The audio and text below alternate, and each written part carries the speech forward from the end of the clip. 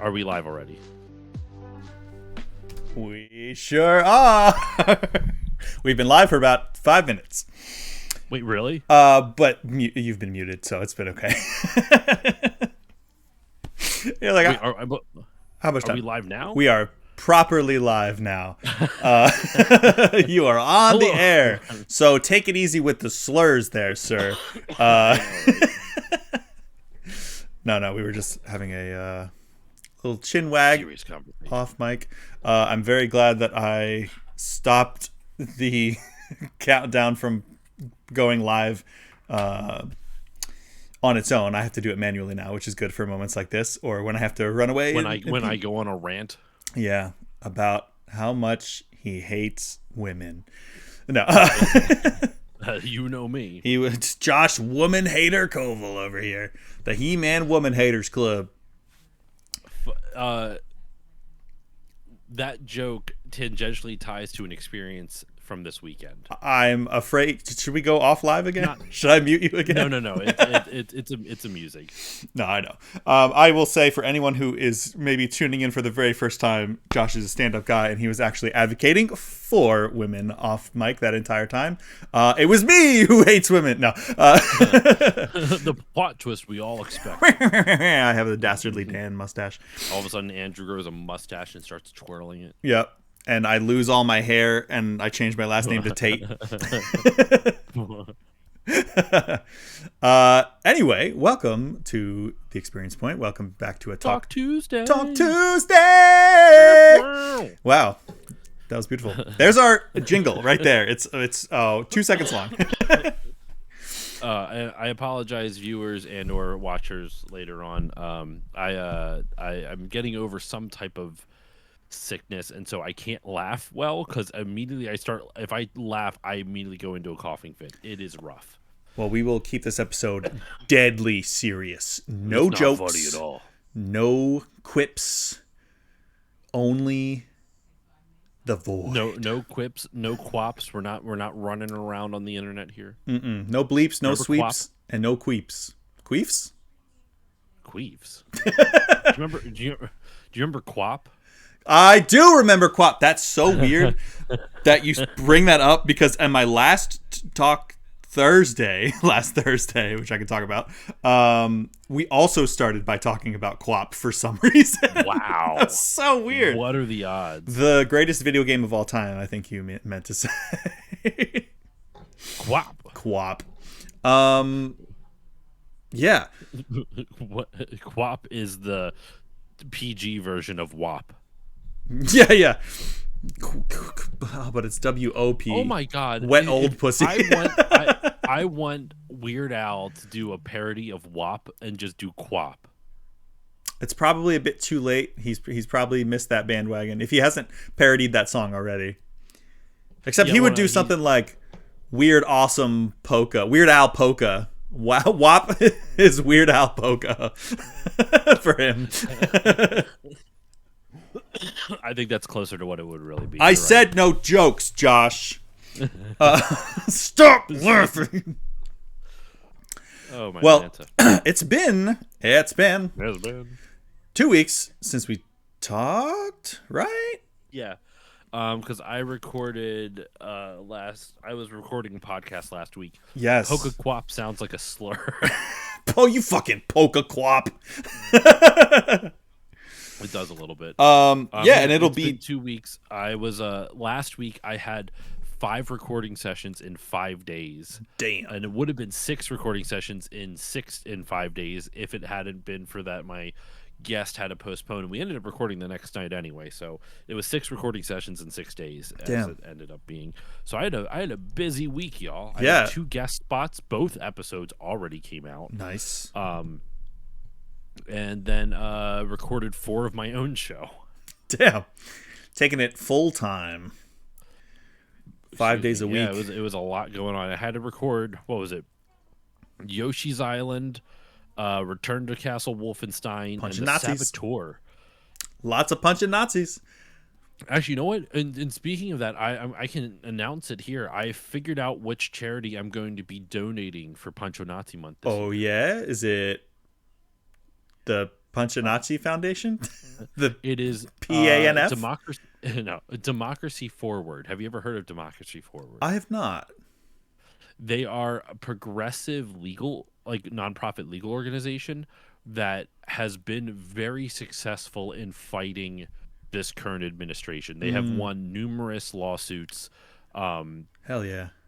Like they've done a lot of great work. In fact, I believe one of the most recent, what was it? One of the most recent things. I'll have to double check. I'm pretty sure they were part of this. They helped sue because RFK changed the vaccine schedule for children, Right. and I believe they were on the lawsuit that. And as of now, like they're going to appeal and everything, but they won the first lawsuit where they won they won currently, where they basically sued and said, hey, you can't do this, like you didn't do this in the proper way. Like they found, the way it apparently went down was that he appointed people illegally and all blah blah. It was a whole bunch of stuff. So they sued on that behalf and won. Hell yeah. So now, granted, they can still, appeal, and it's early on in the whole thing, so the fight's obviously not over. Yeah. But consistently, Democracy Forward has won a large chunk of their court cases, and they've been very they are one of the reasons that I want to say they're one of the reasons that the whole tariff thing also happened. I'm not quite sure. I'd have to double check what some of the stuff they've done, but check it again, I should say. But they have done a lot of good work. Nice. Oh, they won the law. They won a lawsuit that blocked ICE from going into schools and churches. Nice. Are they? I was gonna say, I think they're the ones setting up bail funds for ICE people stuff like that. Kidnapped illegally by ICE.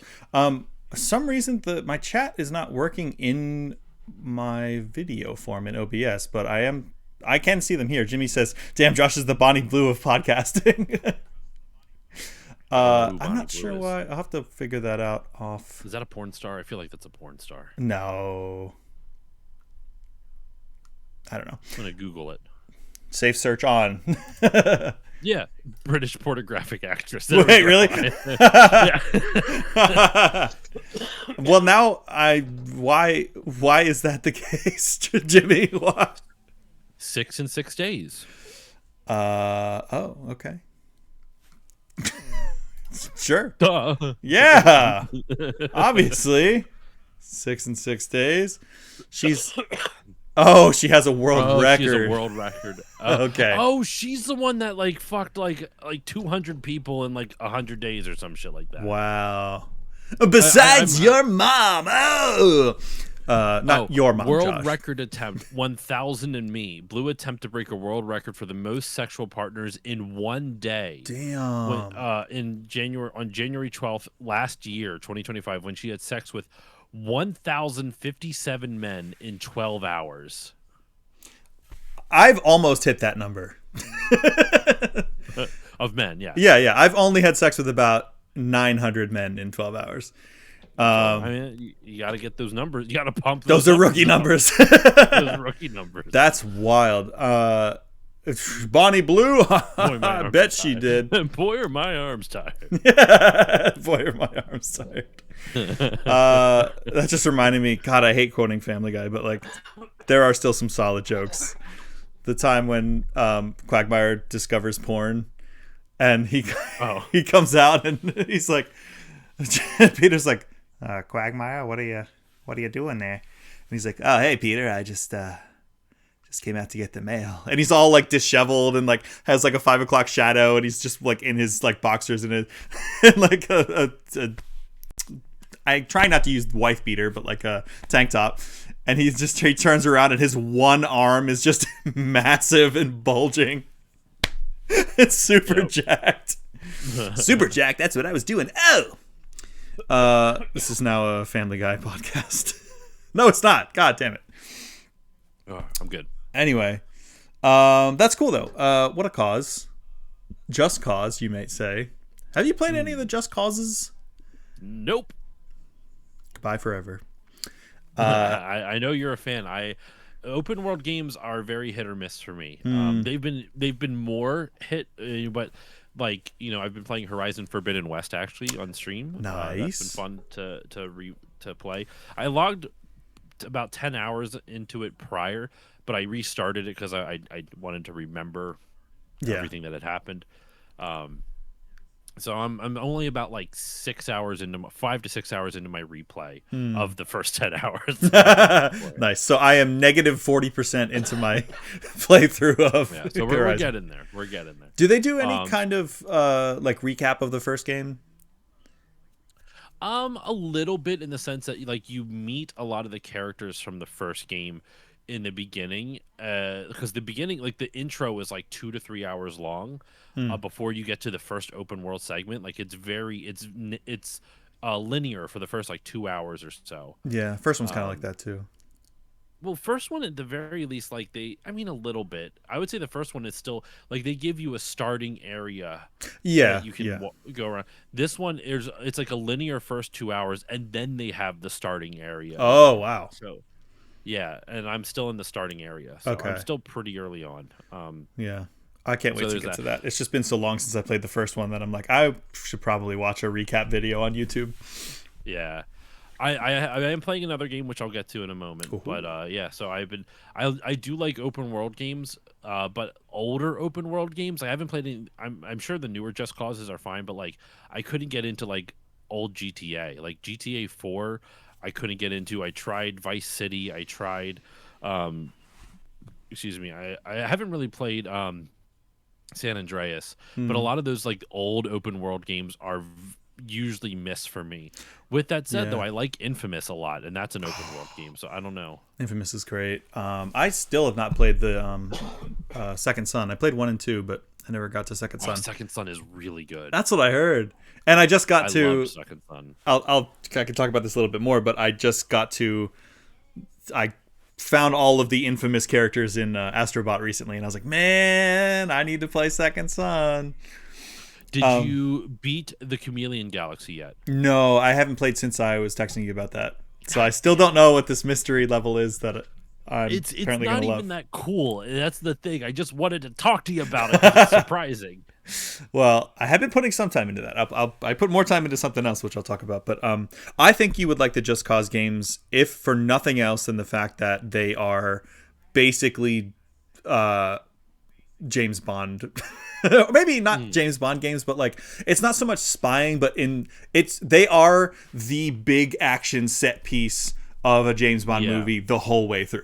Like they're just Would you say it's like open world Uncharted um with the set pieces and everything? yes, but did you ever play Mercenaries? I think we were talking about that last time. No, I haven't. Okay. Um that's pretty close. It's a little more it's a little more bombastic than that's why I said Bond, because like he's the character, he's not like a womanizer, but he is like smarmy. He knows he's amazing. Like he's just doing the most ridiculous shit, like surfing a car, and then you jump off of the car and parachute away, and the car blows up a freaking oil rig, and then that hits a helicopter, which crashes into a building. Like it's just total carnage, and they're all great, and the stuff that you can do with the toy box that they give you, especially in the later ones, like 3 and 4, of like your grappling hook, because in all of them you get like a grappling hook that'll let you like zip to things, or but like in 3 and 4 you can like detach them and shoot multiple at the same time, so you can like chain things together. One of my favorite things to do was like attach an enemy vehicle to an enemy helicopter, and then like it'll just like zip the car up to the helicopter and blow it up, because you can like retract them. You can put balloons on things. It's great. Oh, Parallax is here. Hey, howdy, hey, Josh and is Heidi behind ho. blue. What did I miss? Josh did like 1,000 podcasts in one night. That's it. You could have gone anywhere with that, Jimmy. You had creative freedom to make it way worse, and you took the high road. So I salute you, I sir. appreciate that. I appreciate that. But yeah, they're obviously they're also nothing like to write home about in terms of story. It's just like cool thing to cool thing in a huge ass sandbox of ridiculousness. Like in the fourth one, the big gimmick is like weather. So there's like tornadoes that'll just like suck up cars and buildings and gas stations, and everything's on fire in a big tornado. It's awesome. Yeah, but I can share my first thing since I kind of alluded to it already. Well, hold on. I already alluded to the remember the thing I started with? Nope, because we always do this. So I mentioned how the what is it? Our pre-chat thing kind of tied in with something I experienced this weekend. Oh, yes, about misogyny. Yes. It was Also, before we get completely off of it, Jimmy does say Just Cause series is one of his guilty pleasures, and he always buys it day one. That's why you're my day one, Jimmy. Oh, Jimmy. So my parents treated my wife and I to a weekend away. It was our first weekend away in quite some time. Nice. We went up to a resort up in the mountains. Really nice resort. It was wonderful. We had a great time. But the other half of it was that they gave us this, which was expensive. It was like $350 for this thing alone, not counting the hotel. It was a weekend to remember, and it's supposed to be a couples retreat. You know, like an event for just couples to kind of reconnect with one another. The catch to that is that it's a conservative Christian family or marriage retreat. Oh no! Oh no! And as I've talked a little bit somewhat recently, I'm not really into that so much anymore. Like, there will be no sex unless it's joyless missionary for the sole purpose of procreation. They did have a session on sex. Oh god! Now here's the thing, though. We got there. We got up there Friday afternoon, and I'm only saying this because I'm pretty sure my parents don't watch these at all. If they don't, we got up there Friday afternoon, and then we checked into the hotel, and then then I checked into the event, and then we fucked off. We did not go to a single session the entire weekend. I thought you were just going to say, and then we fucked all weekend. I was like, hell yeah, brother!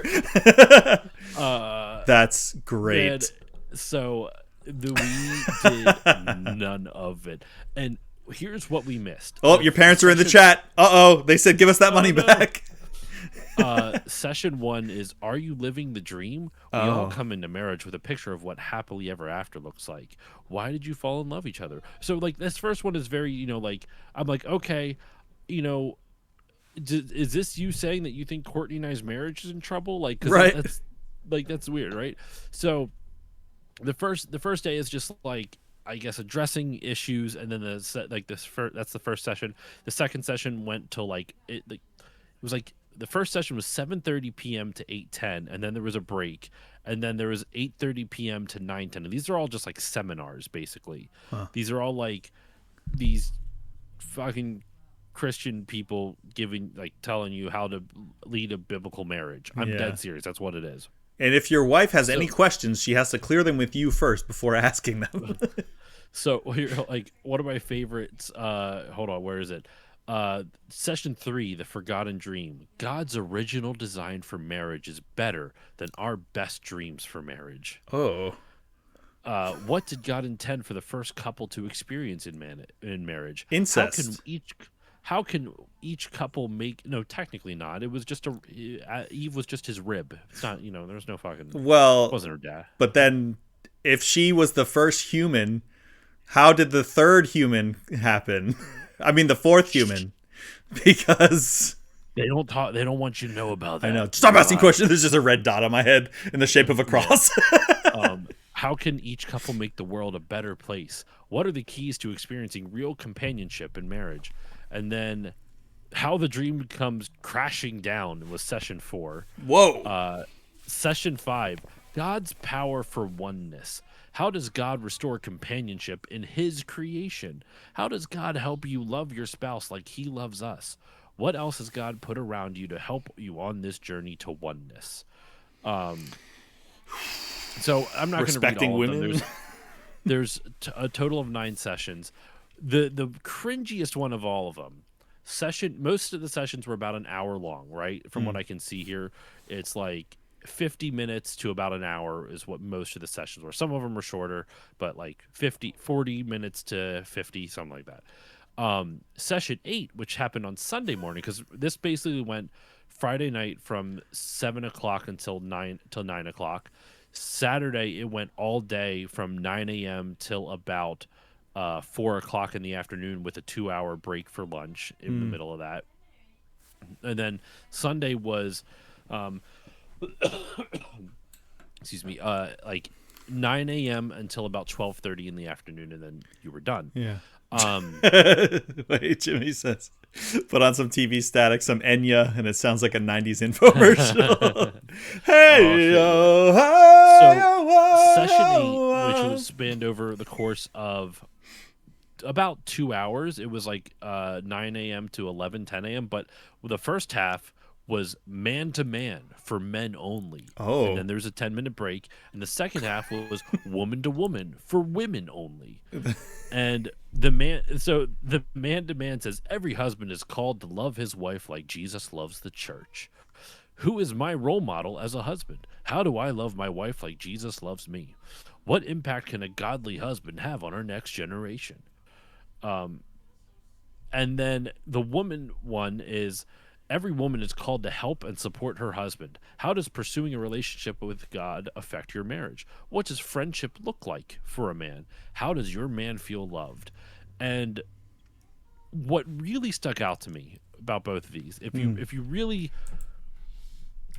kind of look at that, the man-to-man one is focusing on for men to love their wives like Jesus loves the church.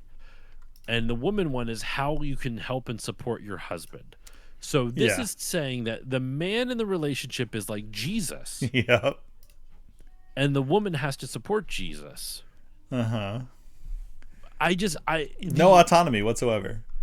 None. Their sole focus is to support their husband, not support themselves. It was just so nakedly, like, it wasn't even naked. I think it's dressed in flowery language to make them both sound appealing for different reasons. But like realistically, the description, every husband is called to love his wife like Jesus loves the church. That's literally comparing the husband to Jesus. Yeah. Straight up. Saying you have to love your wife like Jesus loves the church. But the women, they don't have to love your husband like Jesus loves the church. They just have to support their husband. No love. They just have to support. No love. Only labor. Physical or child. It was just so fucking cringy. And I feel bad because it was like $350 for both of us for this. Yeah. Not including hotel. The hotel was expensive, which was nice. But I can say, at the very least, that there was some with that event specifically, I was actually pleasantly surprised by how diverse the group of people who showed up at the event were. There was people from all like different countries, a lot of people of color there, which I was pleasantly surprised by. Yeah, I was especially surprised for like how many up in the mountains of PA. So yeah, that was interesting, but we didn't go to anything. Like I didn't talk to anybody there. But you know, the whole point of the weekend is for you and your wife, your partner. Well, let's be real; they don't believe in gay people, so they don't exist.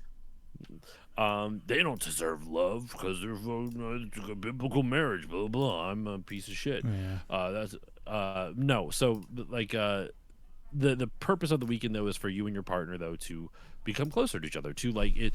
I know my parents meant well by the gift. It was kind of like I know how they intended it, where it's like, you know, you go to a doctor to get a wellness check to that kind of thing. Yeah. This was meant to be like treat your marriage like it's a health checkup, like spiritual just to health. like a spiritual health type of thing. Oof.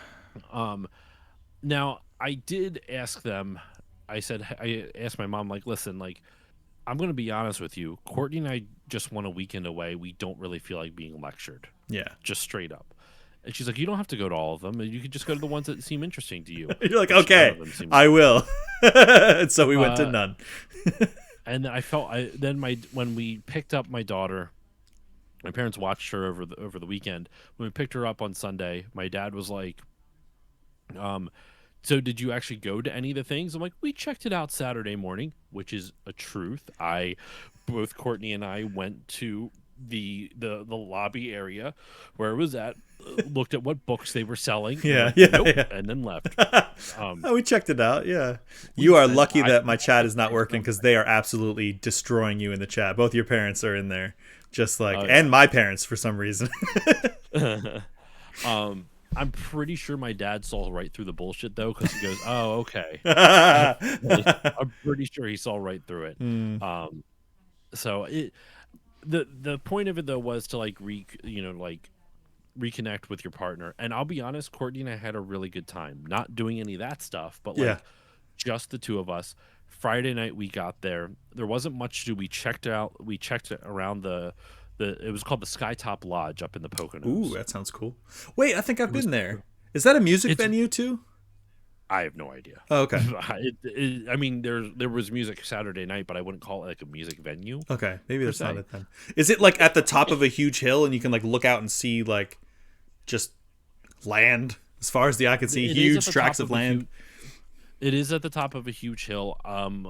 I don't know if it's the same place though, because the Poconos are big. Yeah, There's lots of places up there. But so we kind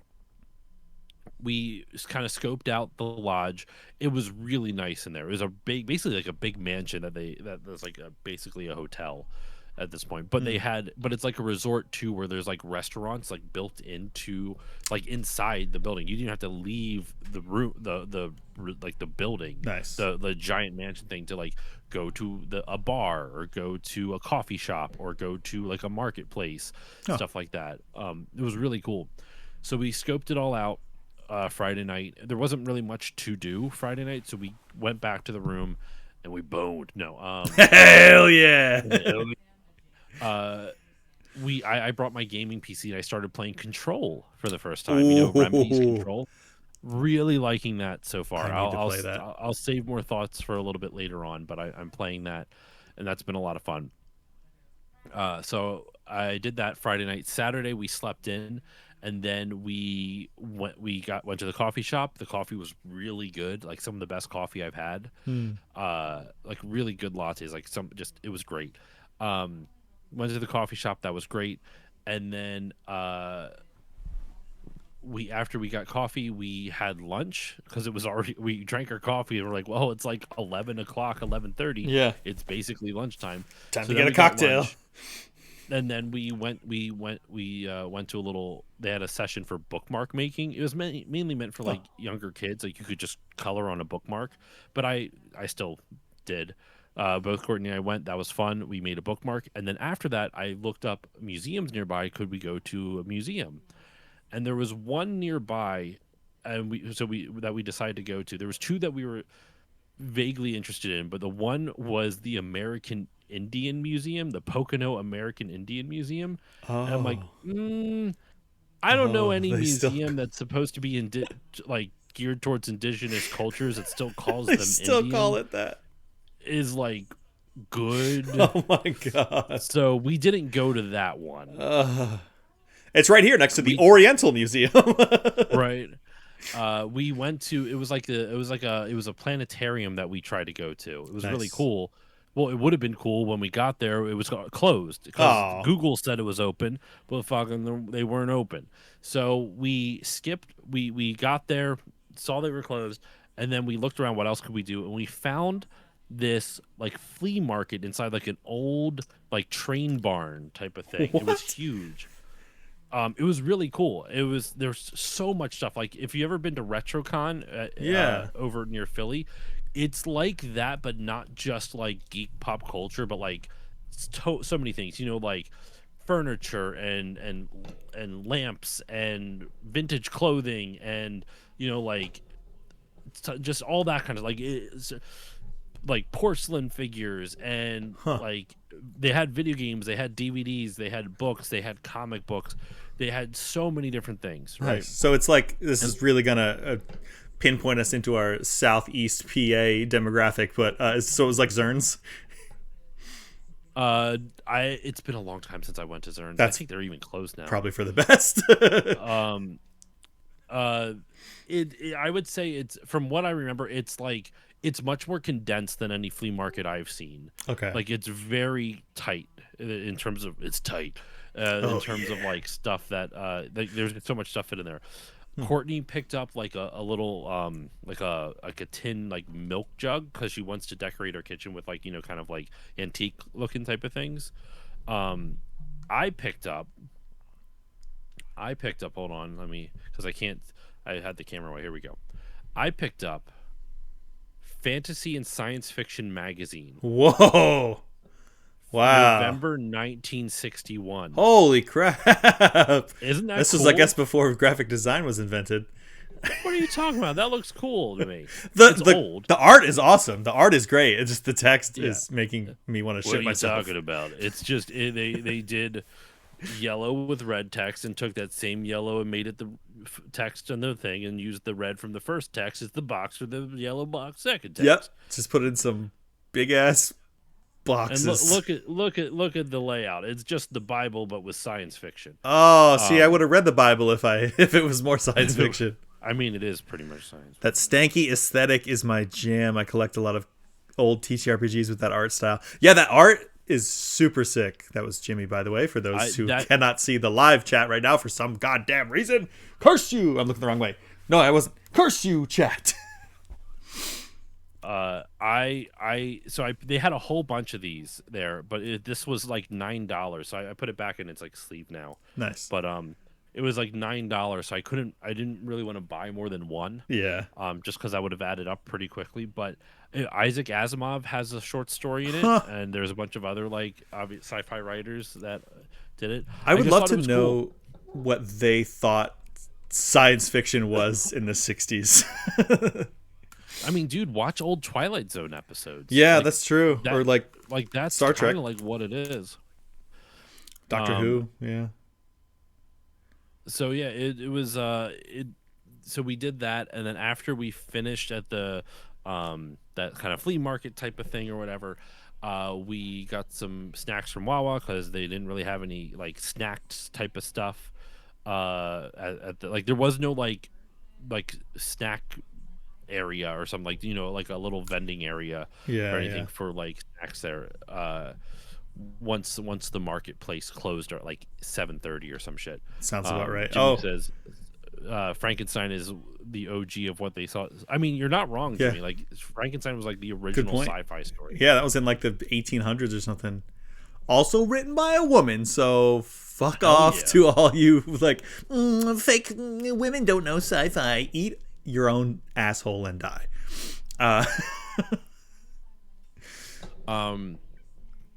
So then after we finished that, went back, we got dinner at this place called the Tap Room, which is one of the restaurants like in the resort type of thing. And it was just like, you know, like a nice like, you know, bar bistro type of thing. Gastropub. Like Courtney, gastropub. Courtney got a really like this like really cool mac and cheese that was like with kielbasa in it and like a pretzel crust type of thing. Oh shit, that sounds good. Right? And I got like this like spicy chicken sandwich, but it was like a really nice spicy chicken sandwich with a whole bunch of stuff. Though they had blue cheese on it. I don't like blue cheese is gross, man. God, why are we friends? We disagree on everything. Dude, blue cheese has an awful texture. It every time I eat it, I feel like must going up into like my sinuses. Yeah, it's mold. I know, but it's so gross. I don't understand why people like it. It doesn't taste good. It has a bad texture. Like I don't get it. Yeah, I by all means should hate it because I don't like a lot of similar things. But I can't get enough blue cheese. I love it. Oh, it's so gross. So had that, and then we went to bingo Saturday night. Lost $20. Oh yeah, time. Lost 20 pounds because we were fucking so much.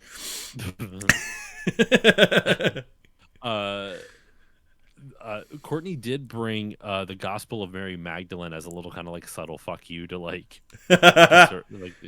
That's so She didn't funny. read any of it, but she wants to. She has it, and she wants to read more of it. She wants to read it. Huh. Um, That reminded me of a similar story that I'll keep on my notes for when you're done. so then went back to our room after that. Went pretty much just chilled in the room the rest of the night. I played Control. Courtney kind of chilled, and then slept in again Sunday. Got coffee again. Went to the arcade they had in the basement there. Like they had, Yeah. like there was kind of like the lobby, and then on the second level underneath it was where like the market was. They had a flower shop there. They had a gift shop, stuff like that. And then went to they had an arcade there. We played the Jurassic Park game where you're like shooting dinosaurs. It's like a railgun game. Nice. uh Fast and Furious racing game. There Mm-hmm. was a Space Invaders Frenzy was there. That was fun. It's Terminator Courtney and I Salvation, played. I'm sure. Mm-hmm. Is always. No Terminator. Sorry, no Terminator Salvation. Ah, But yeah, and like claw games and skee ball and pool and that kind of stuff. We didn't play any pool or air hockey or anything like that, but we played. We played the Space Invaders Frenzy together. I played Jurassic Park and the my gosh, Fast and Furious racing game, and then we also played family. skee ball and stuff. And then after that was done, we chilled and read some books until it was time for us to leave. Because otherwise, if we left too early, my parents might wonder why we left so early. Uh, and then we went home, and it was just a wonderful weekend. I can't speak for her, but at least for me, I genuinely felt a lot closer to Courtney after the weekend. It was just a really nice time. That's I had a awesome. lot of fun. So even though we did not go with the intended route Yeah. that was sent there, we were sent there for, we still had it still had the desired outcome. We had a really good time. Yeah. So yeah, we avoided the misogynistic, patriarchal bullshit of conservative, quote unquote, biblical marriage. Yeah, yeah. Um, even Wow. though it's just all their projections of whatever the fuck. I get so mad at that shit now. So Yeah. we skipped all that and we just had a really wonderful time. It was good. That's awesome. I'm curious to see your episode on Still Family about the Fast and Furious arcade game. Never. Oh man. It was fine. I know. I'm not gonna. I spent $1 on it, and that was $1 well spent. Nice. That's my review. It was fine. I think that's it was the fun. tagline of the third one. Uh, I'd buy that for $1. I'd buy that for $1. Oh, no, the third one's Tokyo Drift. That's one of my favorites. Never mind. What am I It is a saying? good one.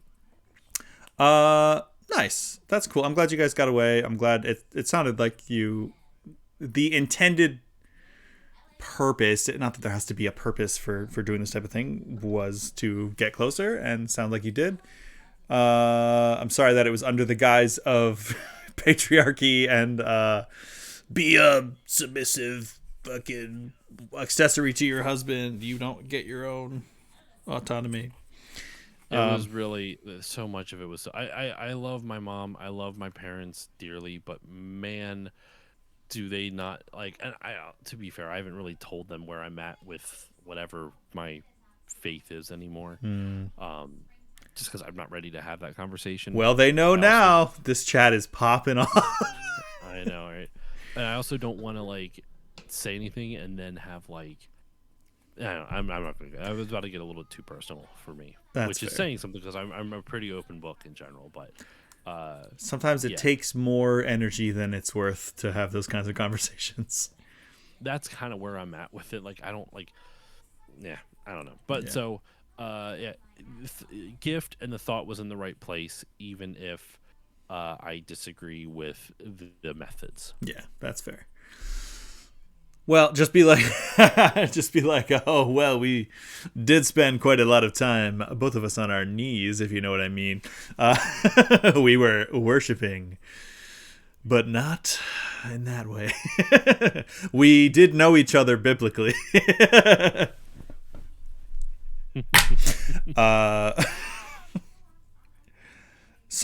I saw this post one time that was like, why does the same sentence but with different wording you you can change the meaning entirely because because forgive me, Father, for I have sinned can also is the same thing as Daddy, I've been a bad girl. Oh God. Anyway, literally. So I have a similar story, very short. Police and I went to Atlanta for our 1 year anniversary, which was 2 years ago now. Holy crap. We went to the Near concert, which was so fucking cool. This was before they announced the DC show because I was like, well, I guess we'll go to Atlanta, which was cool. I'm really glad we went. We went to one of the coolest aquariums I've ever seen. I got to see a whale shark in real life, 2 whale sharks in real life, and it was so beautiful that I cried, which I know doesn't take much, which I have more about this to say later. But it was incredible. But so the hotel that we stayed at, which is just stunning, like it was like 100 floors, and like wow. the you could go from the bottom floor to the top in like, I don't even know, like 10 seconds. It was so fast. It was jarring and it was like nauseating. And then like looking over the ledges at the very top, you're like, it would take me 30 minutes to fall all the way down if I jumped off of this. But gorgeous architecture. It's a big venue for conventions and stuff, as you imagine. I guess there was some kind of Christian convention going on when we were there, and it was just all the most like there's a specific brand of Christian that's like everything, and I know this is most of them, but like everything's a show. Everything's like, look at us. Look at how good of a family we are. Look how we're worshiping together. Look at all of our fresh pressed clothes. Like it's a performance to show how Christian they are. Yes. Yeah. And it's just like everybody looked like they just walked out of an Old Navy, just like tags still on their like ill-fitting clothing, like ugh. Just an air of superiority to everyone. Everyone's looking, and of course we're in Georgia, granted Atlanta, but we're still in Georgia, and I'm with my black girlfriend. So like the looks were palpable. So we just got, and we're like walking around the hotel because it's a cool, big, huge, thing with, like you were saying, coffee shops and little, other venues and stuff, arcade probably. And so we're walking around and all we're hearing is just like, oh, how's your walk with the Lord? Oh, well, I'm trying not to be a stumbling block and all the bullshit. And so we got our little like subtle fuck you that we didn't even realize until halfway through we started watching it. Was I think I quoted Life of Brian to her while we were there, and she had never seen it, and I was like, oh my God, I think we should watch this while this event is going on. And that's the Monty Python movie, right? Yeah. It's Monty Python. Or I don't remember if I said anything about it being like, this is the perfect movie to watch while this is going on. So, but yeah, it's like a basically there's another guy who grew up in Nazareth alongside Jesus, and his name's just Brian of Nazareth, and he also gets mistaken for like a Messiah. It's very fun. He's just like, just leave me alone. And they're all like, oh Lord, great Lord, and he's like, fuck off. And he's like, how should we fuck off, my Lord? Like it's very funny. He gets accidentally crucified. Yeah. It's very good, but it's obviously the nature of it. It was very funny that we were watching this while this convention was going on. I really wish I liked Monty Python stuff. I'm actually surprised that you don't, because like I feel it's been a while. Okay, so let me put this. I liked the Holy Grail. Sure. I liked that. It's been a while since I've watched it, but I remember liking it. I remember trying to watch what is it? Not Life of Brian. Maybe it was Life of Brian. What's the one where is Life of Brian the one where they have like the musical on the cross, like everyone? Yeah. Always look on the bright side of death. I did not like that at all. Okay. I that's not to say that it's not funny. It's just a type of humor that I have never really enjoyed is music. Like with the exception of Weird Al. Weird Al is the only musician that I've ever like who does like comedic songs, right? Who I've ever felt like I've tried listening to like Flight of the Conchords. Oh, I like them. Didn't like them. I've tried. There's a bunch of others that I've tried out, and in general, I can't get into it. Epic rap battles of history, I despise. They got kind of annoying. Well, I think the problem for me, I'm not saying this is like, this isn't like hipster Josh coming out. Just why I can't vibe with it is it always feels a little try hard. Yeah. Weird Al never feels try hard to me. And I feel like almost every other like sings. I will say, at least in Monty Python's defense, for that one instance, that didn't feel try hard. It just didn't vibe with me. Yeah. Like I just I understood the jokes they were going for. Like it's a song about looking on the bright side while Jesus being crucified. I get the irony of it, but it still doesn't make it funny for me. It just I don't know. So I might have to rewatch it though, because it's been like at least like 15 years since I last watched it, right? So like my sense of humor has changed a ton. Like I think you've deconstructed quite a bit from. I don't think I was never that sensitive about that type of stuff back then. I was, if like one joke that would always get to me is like people are like, oh, I'm going to hell, and I'm like, and I never found that funny. Like I still find it a little cringy now, but like that, even like I didn't mind if people poked fun at Christianity at all. Even back when I was super religious, it was more just like depending on how you poked fun at it, right? Like it could be vicious and like the flying spaghetti monster thing, like that didn't bother me. I understood the joke of that. Yeah, like that I understand the joke of it. That's funny. Pastafarianism. Yeah, like I get it. It didn't bother me. There's other types where it just felt more mean spirited than like poking fun at type of thing. Yeah, and that's when it would.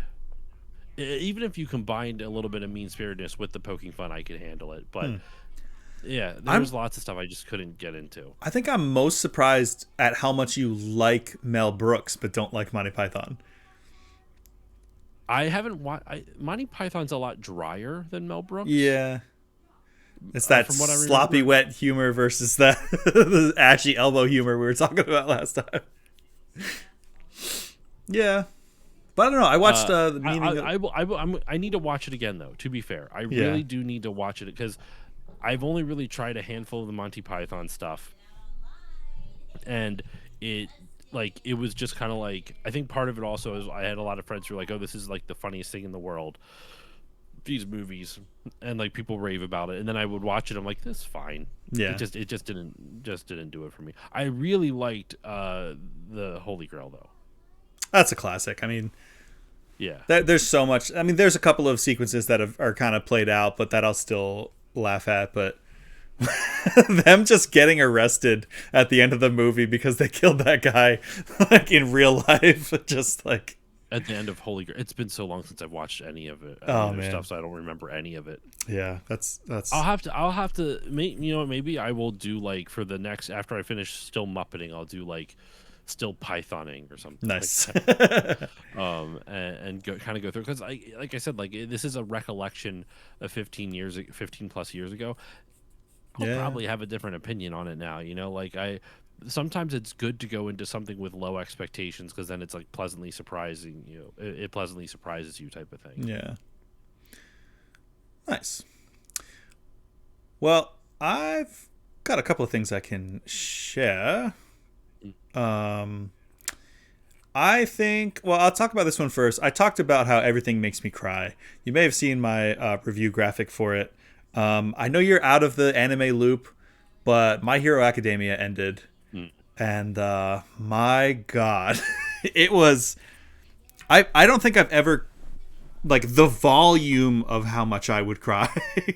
Chef's kiss, Jimmy says. Absolutely. Yeah, we were talking about this on one of my Main Quest Mondays. Not last night, because I got like an hour into my stream before the storm started and killed my power. I finished my stream and I was like, I'll watch Andrew before I go to bed, and I saw you were off. I'm like, what the hell, man? Damn. I guess you guys didn't get anything out your way. Yeah, it was gnarly here. No, it was very stormy and windy, but it didn't. We didn't lose. Well, that's not true. We did lose power for a little bit, but it was so brief. So Oh yeah. Yeah. So, My Hero Academia. Have you ever? Do you know anything about that? I assume you haven't watched any of it. I haven't watched a damn bit of it. Damn. What's the I heard most? it's good. I've heard nothing but good things, but I haven't Yeah. watched it. What's the most recent anime you've seen? Like completed. First season of One Punch Man. Oh, okay. Wow.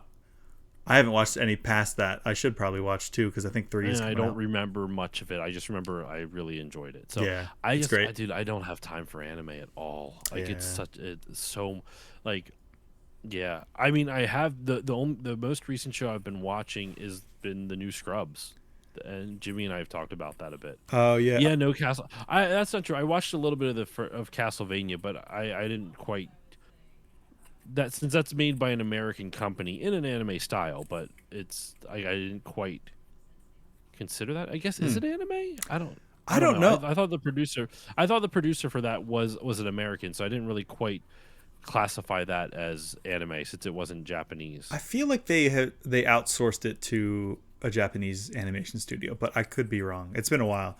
I would love to at some point talk about what is anime because that's been on my list of like prompts if we don't never have things to talk about, which we always do. Um, yeah, so I love Castlevania. We watched Nocturne last year as well, and Listed as an American adult animated dark fantasy. So, okay, like, I understand the style is anime, but like uh, to me, anime is any cartoon that's made in Japan. I mm, understand anime literally means animation in Japanese. Like I understand yeah, literally the word mean, but if we're going culturally and contextually speaking, I consider anime any cartoon made in Japan. It doesn't have to be there is like a classic anime style that we all kind of can recognize. yeah, Um and so there are American shows that kind of go for that, i.e. your Avatar The Last Airbenders, right. um Teen uh Titans, even Teen Teen I guess so. I especially Teen consider Titans that more. Go. I never saw Teen Titans Go. I was thinking the original Teen Titans. The original goes But there a like, little bit, but the Teen Titans Go, which is wildly inferior, although still pretty good from what I've seen, is very they lean really hard into the anime style or like let me high see. puffy Amiyumi. My thing with That still looks very Americanized to me. yeah, but it's It's like just because I think it's just because Robin's hair has like it looks like Vegeta's hair. I think you kind of have to see it in motion. Like they do a lot of the really like over the top anime, like Okay. big bug eyes, and like the animation is very anime inspired. I would say. The thing where I Yeah. like, I don't know where I stand fully. Like, is like, okay, what if it was an American studio but all Japanese people making it? Is it not anime then? Like, I where I don't, I think if the creative director, if the writing and directing, like all the kind of the storytelling and kind of the art, like the guiding hand of it is Japanese, I would say it's anime because technically, if you're going by where it was physically animated, no American cartoon is anime because like. right? Oh, they're always outsourced to Korea or Japan or a bunch of other things. To me, it's what matters is who is the showrunner type of thing. Okay, I could get behind that. I don't have a strong opinion over it. Like, I'm not gonna, it's not a hill I'm willing to die on. It's just to me, it's is the anime made with Japanese sensibilities or American sensibilities? Not who did the actual physical animation, but who commissioned the animation. yeah, but then I'm like, okay, so what if Ghost of Tsushima came out as an anime instead of a video game?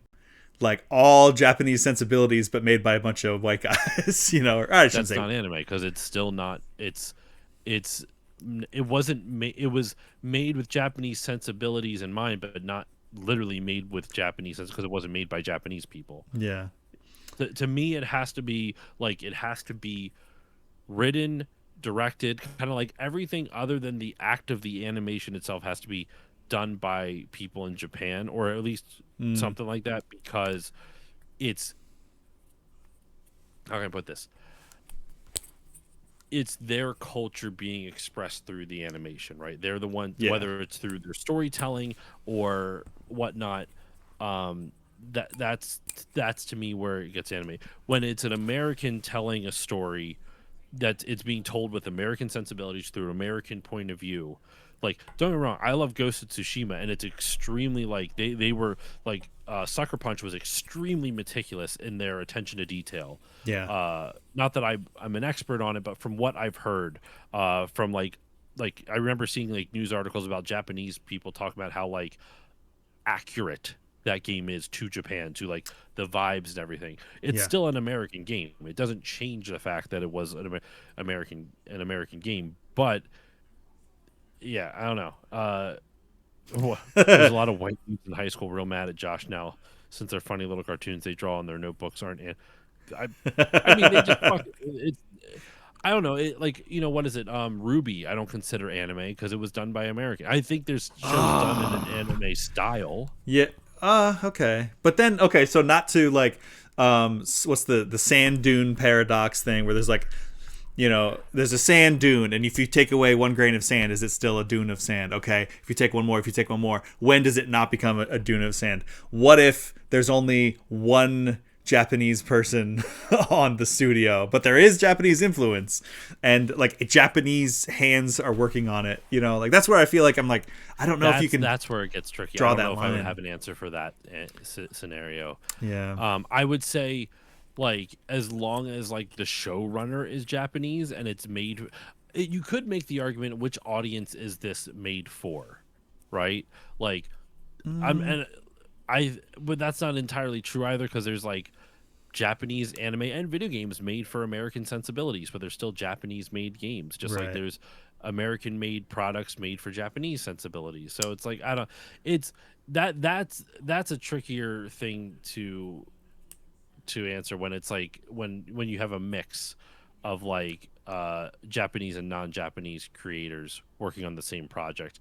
I guess the to me then the defining attribute would be who owns the creative vision for that. Like who's the dude that does Cowboy Bebop? Why can't I think of his name? Watanabe. Shinichiro Watanabe. Yeah.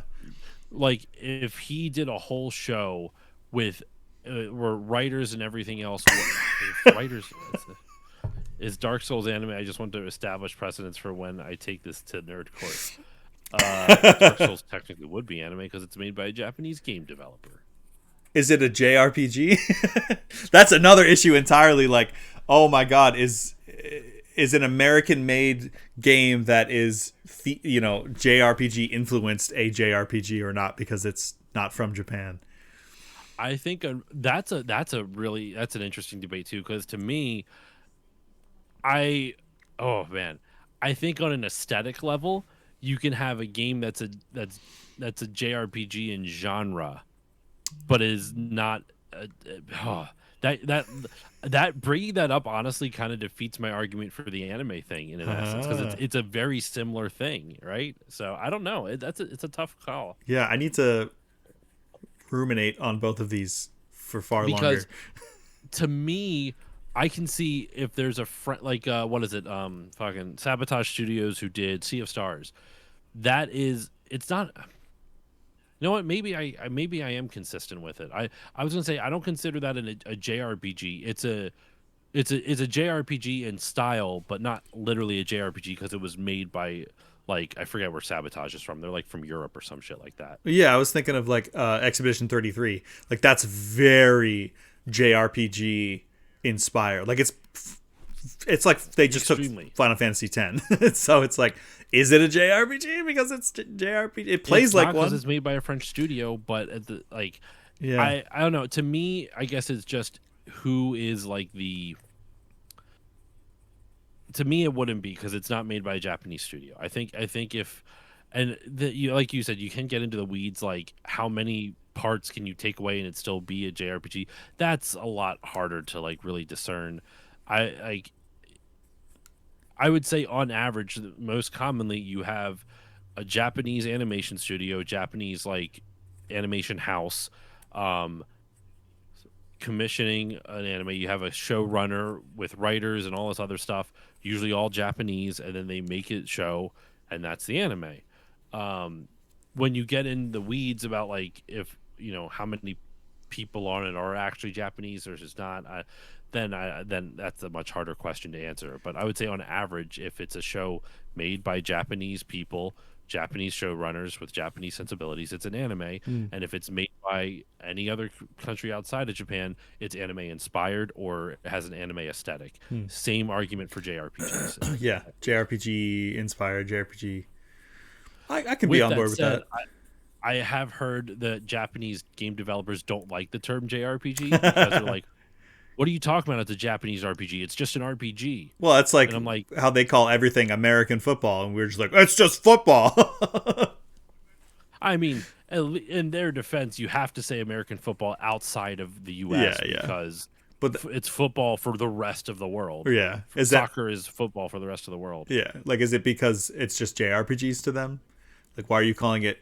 Like, we don't call it J-pop It's here. just RPGs to them. Yeah, it's just pop to them. It's just RPGs. To them. Yeah, I will say like JRPGs have a specific vibe that Western RPGs do not have. Mm. And I think part of it, I was guesting on a show someone recently talking about like Final Fantasy, and they were like, what's a trope in Final Fantasy that makes what's the most important trope in Final Fantasy that makes a game Final Fantasy? Crystals. And I said there really isn't one because with the exception of the reoccurring Sid character and like chocobos and chocobos, yeah, those are just like being like creatures inside a world. That doesn't mean it's Final Fantasy. It's I would say aesthetically, yes, but like every Final Fantasy game, the story changes, the world changes, the battle systems change, the soundtrack changes. You might have the same battle theme, and you might hear the original Final Fantasy theme sprinkled in. Yeah, but like for the most part, almost everything changes. There's not the same characters. There's not even the same. Like I'm playing Horizon Forbidden West. It's Horizon Zero Dawn just upgraded, right? Yeah. This cough. But with Final Fantasy, like what I kind of landed on was that there's a handful of small tropes that I don't think alone would be enough to make a game Final Fantasy. Like there's, like Crystal Chronicles. It's a Final Fantasy game, but you don't consider it like a mainline Final Fantasy game because it wasn't. It was Crystal Chronicles, right? Or like Chocobo Racing. It's in the Final Fantasy universe, but it's not a Final Fantasy game. You know what I mean? Like you can have some of those elements in it, but what makes a Final Fantasy game a Final Fantasy game, and you can kind of see like there's a distinct vibe of Final Fantasy from Final 10 and previous, and then post Final 10. Like it's a different vibe, right? And I was trying to figure out like why did that happen, like what changed, and really what it boils down to is Hironobu Sakaguchi, I think. And whether I'm not saying Sakaguchi has to come back, but he was the creator of the Final Fantasy series. He was the director of 1 through 10. Wow. And even if he did not, let me double check on Final 10 who the director was, because I don't think he was the director, but he had a very strong role. Yoshinori Kitase was in it. And let me double check because hold on, Kitase's been executive producer Hironobu Sakaguchi has stated that so he was the executive producer for the game. That's what I thought. He was the executive producer for the game, and obviously also Nobuo Uematsu also with his theme. So his compositions helped kind of glue this together. But the point I guessed it on the podcast I guessed on was let me double check so I can give them a shout out because they were cool dudes. I think it's called the Red and Kaito Show or Kaito and Red Show. Let me double check. Kaito. The Kaito and Red Show.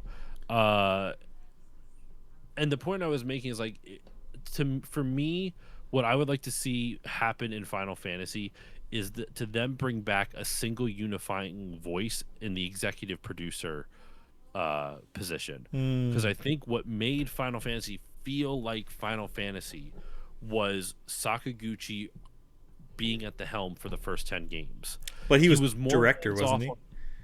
director to producer. Hmm. He would like Final Fantasy X. He was not the director. He was He was one of the producers on. Hmm. But sorry. Oh my god, this cough is driving me nuts. Coffee. I hate this so much, man. Let me double check too. Who producer was Sakaguchi. Yeah, so he wasn't even the director of Final Nine. Hiroyuki Ito was. Let me just double check who did Final 8 and 9. Katase did 8, and Katase did 7 as well. But Sakaguchi was the producer, Hmm. and he was the man helming, kind of like how like Eiji Onuma isn't the director of the Zelda games, but he's the one in charge of the franchise. You Right. know what I mean? Do you think that's like I forget, is it Yoshi P, the guy who's doing 14? Because Yes, he just directed 16, right? something like that. I don't know. I don't quite I remember. know he was. I know it was the same team, so I wouldn't be surprised if he was. So I wonder if he's that guy now, and the next one will be very. Yeah, that's a great question. Like, what makes a Final Fantasy game a Final Fantasy game aside from like in-universe things that cross over, like the Sids and your Moogles and Chocobos and crystals? It's always crystals. Your Phoenix Downs and Well, I stuff. mean, not always crystals though. Like Final Fantasy 8, 7, 8, and 10 don't have crystals as the focal point of their world. 6 barely does. Hmm. It's crystals. I think are an older thing that came back a little bit in Final 9, but even that didn't have like a full on. Like it was a plot point, but not like the main part of it. Yeah. But I think what made Final Fantasy feel like Final Fantasy was Sakaguchi for the Hmm. longest time. And I don't think you can ever replicate that. I think that is a combination, like that era is gone because Sakaguchi has moved on. He did Fantasian, that game that used like dioramas as the backdrops for. You ever see? Yeah. I wanted to play Looks that. really cool. That looked I do gorgeous. too. He moved on to Mistwalker Studios and he's been working there. He founded Mistwalker Studios, and I don't think he should come back. Not because I don't think he would do a bad job or anything, but like I think he's getting up there in age, and I think it's time to hand the reins over to someone else. And I really want them to hand it over to someone. I don't know who. I don't have like a person in mind, but like pick someone who has a voice. Like Hideo Sakaguchi, he was Kojima. no. Absolutely. Oh my god, that would be the most. Oh, I would be so mad. I You know. don't even know. That's the only reason I said it. Could you imagine? Well, I think in a weird sense, who Sakaguchi kind of reminds me of in terms of tone. Hmm. Bill Lawrence with all of his stuff from the TV shows. Oh, yeah. Yeah. But like if you think like Final Fantasy has very like the old school Final Fantasies have very specific messages. Like he whether it's environmentalism, anti-capitalism, authority. There's a lot of elements of that in old school Final Fantasies. Like Sakaguchi had like messages in the stories he wanted to share. Um, I don't want to see Tetsuya Nomura take the helm. I'm tired of belts and Oh, and no. chains. He also has Kingdom Hearts. Let him do his thing. Yeah. Also, I think he is his type of storytelling, whether you love it or hate it. It's a lot more about kind of like the friends we made along the way, and I think, which isn't a bad thing, but Yeah. I do think that Sakaguchi has a more variety in his storytelling. He has more variety in the types of themes in each game.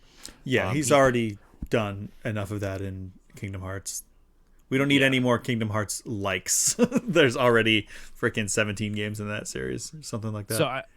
I'd really like to see like a unifying voice who can run the franchise, who can be the person that kind of sets the tone and the theme for each game going forward. I've got it. Um, okay. Todd Howard. Do you want to destroy this franchise forever? Announced a game way too soon. Did you see that? He said like you all should forget we announced Elder Scrolls 6 because we're nowhere near ready for it. Like Yeah. He said that someone recently. That was funny. But yeah, no, that's to me. That's like what makes Final Fantasy is that anything can be a Final Fantasy because there's no unifying characteristic with the exception of a Cid, Chocobos, and Moogles. Yeah. And maybe crystals. Right. Like there's a couple of like visual themes that are repeating and some music themes, but the characters, the story, everything changes every single time. So to me it would make a lot of sense to like find someone else to find someone to be a unifying voice, to be a consistent voice for the next 3 to 4 games, and see what happens. I think that would be cool. I think that would be really interesting to see. Yeah, I'm down with that. However, one of the things I like most about Final Fantasy is how different they are from one entry to another. So I don't know. Well, that's what the entries should still be different, but like, why did Final 7, 8, 9, and 10? And 6? Sorry, why did all of the old ones like 10 and previously? Why are they so beloved? And I think because they all have this vibe, and it's because Sakaguchi, the Gooch,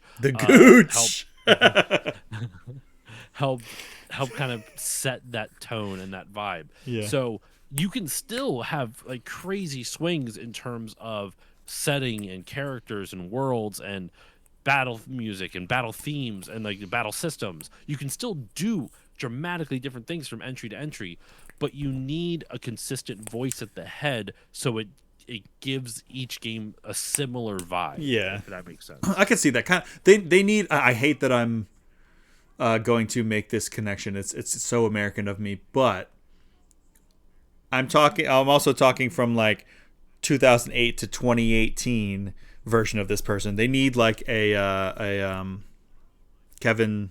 Oh my God, the Marvel guy. Kevin Feige.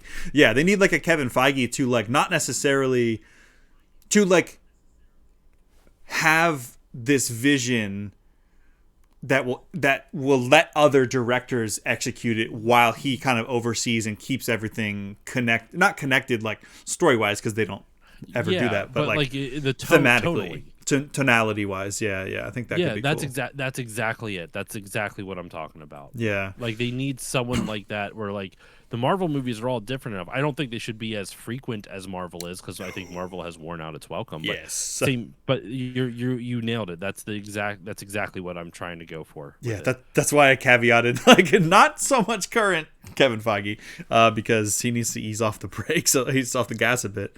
But speaking of Japanese creator getting hired for something that they would be perfect for, and I'm surprised that this hasn't happened yet. I know you haven't watched either of these things, or played any of these, but Yoko Taro, the creator of Nier, is making an Evangelion series, which is like that's the most Yoko Taro thing I've ever thought I've ever even considered. I've never seen Evangelion.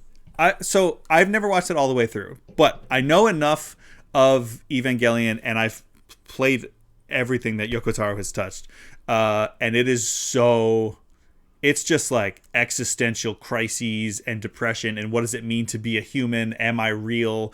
Am I, and that's Evangelion to a T. So I think he's gonna absolutely crush it. I hope that it's like they just let him tell his own story in that universe instead of like just trying to make another it's like Star Wars. Like the best Star Wars media that's coming out now is the stuff that has nothing to do with like the saga and like Andor and Bad Batch, and it's like, yeah, like they're Bad Batch, they're clones, so like, yeah, okay, so it is tied in somehow, but it's not like we're trying to like shoehorn in a Skywalker every 5 fucking seconds, like or Andor, like you forget that it's Star Wars sometimes because they're just focused on telling a good story in this universe. I think it's a really cool universe that they could play in, and his mind is like not even made to play in someone else's universe. Like his stuff is so weird and out there and experimental and existential that it'll probably come out as an anime series and as a toaster and as a recipe book. Like I don't know, like his stuff is so like bonkers. I don't know, but I'm excited for that. I guess I should probably watch Evangelion properly um, this time because I watched it like ages ago when it was on Toonami, but I never finished it. It got so depressing, like so depressing. Real quick before we move on, before you move on, because I went on for such a long time with my thing. I do want to ask you because I mentioned this off mic. Mm-hmm. Should we give a very quick, brief, without any descriptions, update? And just watching made me think of this. You know, our tasks, our challenges given to each other. Have you watched any of the two movies I have asked of you, either Police Story or Die Hard? Because I have watched Neja. Okay, nice. Yes, our quarterly quest update. Yeah. No thoughts on either. We don't need to know one way or another. Yeah. I have watched both. Okay. Just kidding. I haven't watched either of them. Okay. No, I Okay. yeah. I'm planning to this week in preparation for not next week. It'll actually be 2 weeks from now. 2 weeks. Yeah. Yes. But well, fine. I'm beating it right now, but it's okay. It's all good. Yeah, that's okay. Hey, we all like to come from behind. I really wish I could laugh. Oh This yeah. stupid cough, man. It's driving me up a wall. I can't laugh. You gotta laugh. You gotta laugh. Laughter's the best medicine, don't you know? Yes, that is our update for the quarterly quest. You know what? I should take some time to say I don't know. I texted you about this afterwards. I want to say it on air. I do feel bad about how I handled us talking about it last time. I know we've talked about it, but I don't know if anyone watching was like, that felt kind of weird. I felt like I was a little bit pushy, and I was maybe not respecting your time/schedule when I get really excited about ideas. I'm like, this could be so cool. Fuck the logistics of it. Maybe didn't take your time into consideration enough. It's all good. So I apologize for that. It's all good. My schedule is still very busy, but we're figuring it out.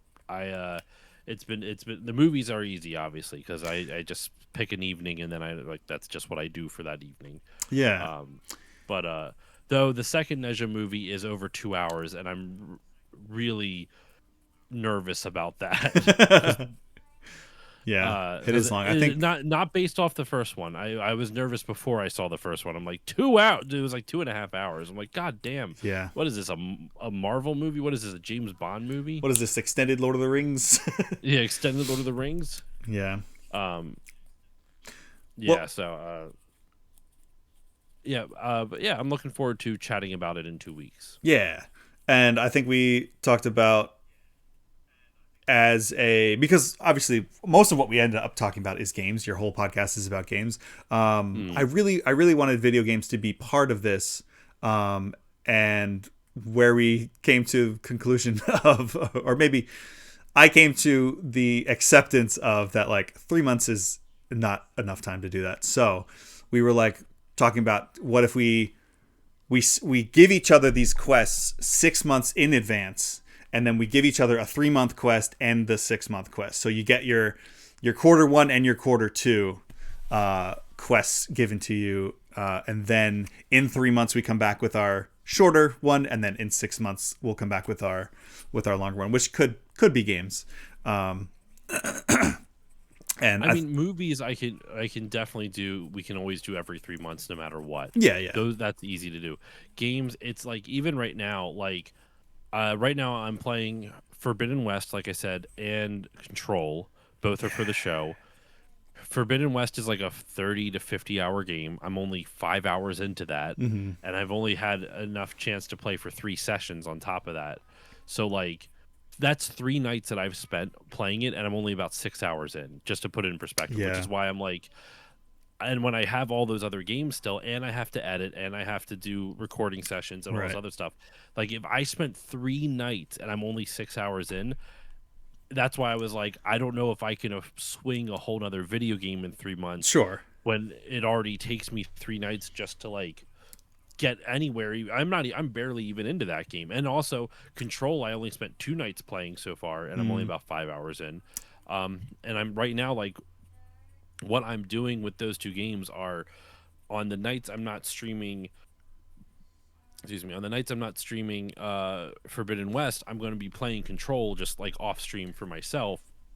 And so since I streamed Forbidden West the last 2 nights, my plan is tomorrow night I'm going to be playing Control, and then Yeah.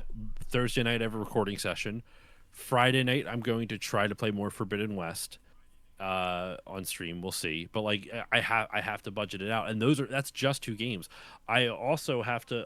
My patrons just voted on another game that I have to beat in 3 months, which is Trace Memory for the Nintendo DS. Yo, throwback. Okay. Yeah, so this I don't think is like too long, so I'm not too worried about it. Yeah, it's short. But that still is like I have to budget time for this.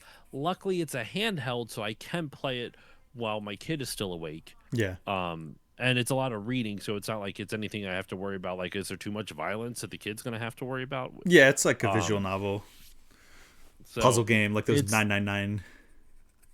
oh 999 was great too. I need to play those. That was fun. I played that first one. I really enjoyed it. But yeah, like it's all good, man. I understand, like, because I didn't want to like harsh your buzz, but when you got really excited about like we can definitely do this, I'm like I don't know if I can. Yeah. Like even now, just if you gave me an assignment for 6 months from now, I'm like 80% certain I would probably get the game done in 6 months. But like right now, thinking about it is giving me anxiety because Yeah. I'm like, oh shit, I'm maybe like a ninth of the way through Forbidden West, and I still have so much to play. Yeah. And then I also have Control to play. I also have to play Donkey Kong Country 2, Diddy's Conquest, and Max Payne. And I'm trying to get guests for May, which has been really freaking difficult and is annoying. Huh. Like I've had because I don't have time to play. Like my May episodes. I mean, I still have like a month and a half, and I think I have at least the first two episodes of May already lined up, but the last 3, I don't know what I'm doing just yet with that. So I either have to find short games or I have to find interviews. I'm in the process of trying to get people to interview. So we'll see what happens with that. But it's just Nice. I'm just busy. Yeah. I'm It's a lot. stressed. But it's a fun stress. Yeah. No, that's fair. Well, I appreciate your kind words. I definitely, yeah, I might have gotten a little overzealous. All good. I also apologize sometimes because you'll say something. Have you ever seen this? And I'm just so dismissive of it, and I feel so we all have our quips that we need to work on. So Sure. that's mine. I'm not very. I was thinking about it like when you were bringing up like Monty Python. I didn't think I railed on it too hard, but I caught myself a few times. I'm like, man, sometimes I would just really go like be an asshole about stuff. I would say that has happened, but I didn't take it that way this time. It has happened. I feel bad about it. So Well, yeah. let me mansplain to you how it's happened, Andrew. Even what? Let me mansplain how it's happened. Oh, yes. So, well, I think What's God's design for marriage? Yeah, what's God's design for this podcast? Vodcast, whatever this thing is that we call it. Yeah, I think we'll get there. I think we will have a lot of fun once we have more time to devote to these quests. Yeah, so I'm stoked. So this will be 2 weeks. It's the last day of the quarter for these quarterly quests. So we will last day of March. I know March 31st. It falls on a Talk Tuesday. So next week, the love of my life, who you've probably heard in the background, is off of her job because she works like stupid weird hours. So she hasn't been able to do like a girlfriend's day in a while. She hasn't been able to come on for a Talk Tuesday for a long time. So she's off next Tuesday. So we're going to do a Talk Tuesday together. Anyone who is into tokusatsu in the chat, sound off, because we are finally going to watch and react to, just like we did for all the Super Sentai openings for the 50th anniversary. We're going to watch and react to and rank every Kamen Rider opening. Now this will be interesting because we have not watched a lick of Kamen Rider, but it's basically Super Sentai just with one guy, sometimes more. So it's in the same genre, Japanese superhero over the top nonsense. So, Jimmy says Kamen Rider is my shit. Yeah, we were talking about that a little bit on one of my other streams. I'm stoked to. I think I've watched like one episode of. I think it was Kamen Rider Ghost, which has one of the coolest character designs ever. Like I urge you listeners and even Josh, if you want to real quick Google Kamen Rider Ghost. Tell me how you feel about this character design, because it's badass to me. I watched like an episode of that solely on that because of that, and the Ghost ID was cool too. And then we watched Police and I last year watched like maybe 2 episodes of Kamen Rider Gav because it was the current one. But it's the 55th anniversary this year. It's been going 5 years longer than Super Sentai, so little celebration for that, and also I need a reason to. I've never even heard of Kamen Rider, and he just looks like a bug. Yeah, exactly. I Which can't get it. Which is apparently why, I don't know if this is true. I hear tell that's why bug types in Pokemon are strong against dark types, because Kamen Rider always fights evil, and he's almost always themed after like a bug. Oh. Yeah. Well, all right. But they do ones that look less like bugs. They always have like the kind of like big eyes, like the big Spider-Man eye. The old ones were just straight up like this. He's wearing a grasshopper head.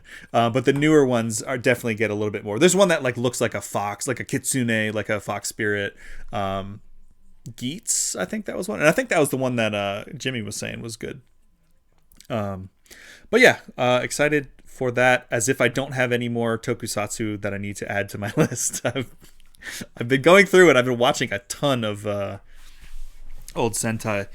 And what about the Big Bad Beetleborgs? Big Bad Beetleborgs. That was my jam as a kid, before I knew that Power Rangers and Beetleborgs and VR Troopers were all just stolen like half baked. Did I ever show you? I think I might have that one. Yeah, I did. I showed you. I have trading VR Trooper trading cards. That's awesome. I think I still have some of my, like, in my childhood toy collection, some of the Burger King toys from when VR Troopers was at Burger King. Shout out to my boy Flabber from Beetleborgs. Oh my god. Yeah, that sent me back. Yeah, Beetleborgs I think was taken from the tokusatsu show Metal Heroes, if I am not mistaken. I may be mistaken. I know much less about the other shows than I do Super Sentai. Even Kamen Rider I'm super unfamiliar with, so that's kind of why I want to start watching Kamen Rider, but I want to do this reaction first. And Police has been like loving the Super Sentai that we've been watching.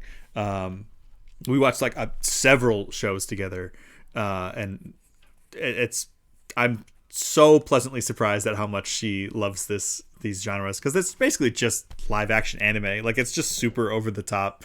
The fight scenes are always really cool. Characters are great.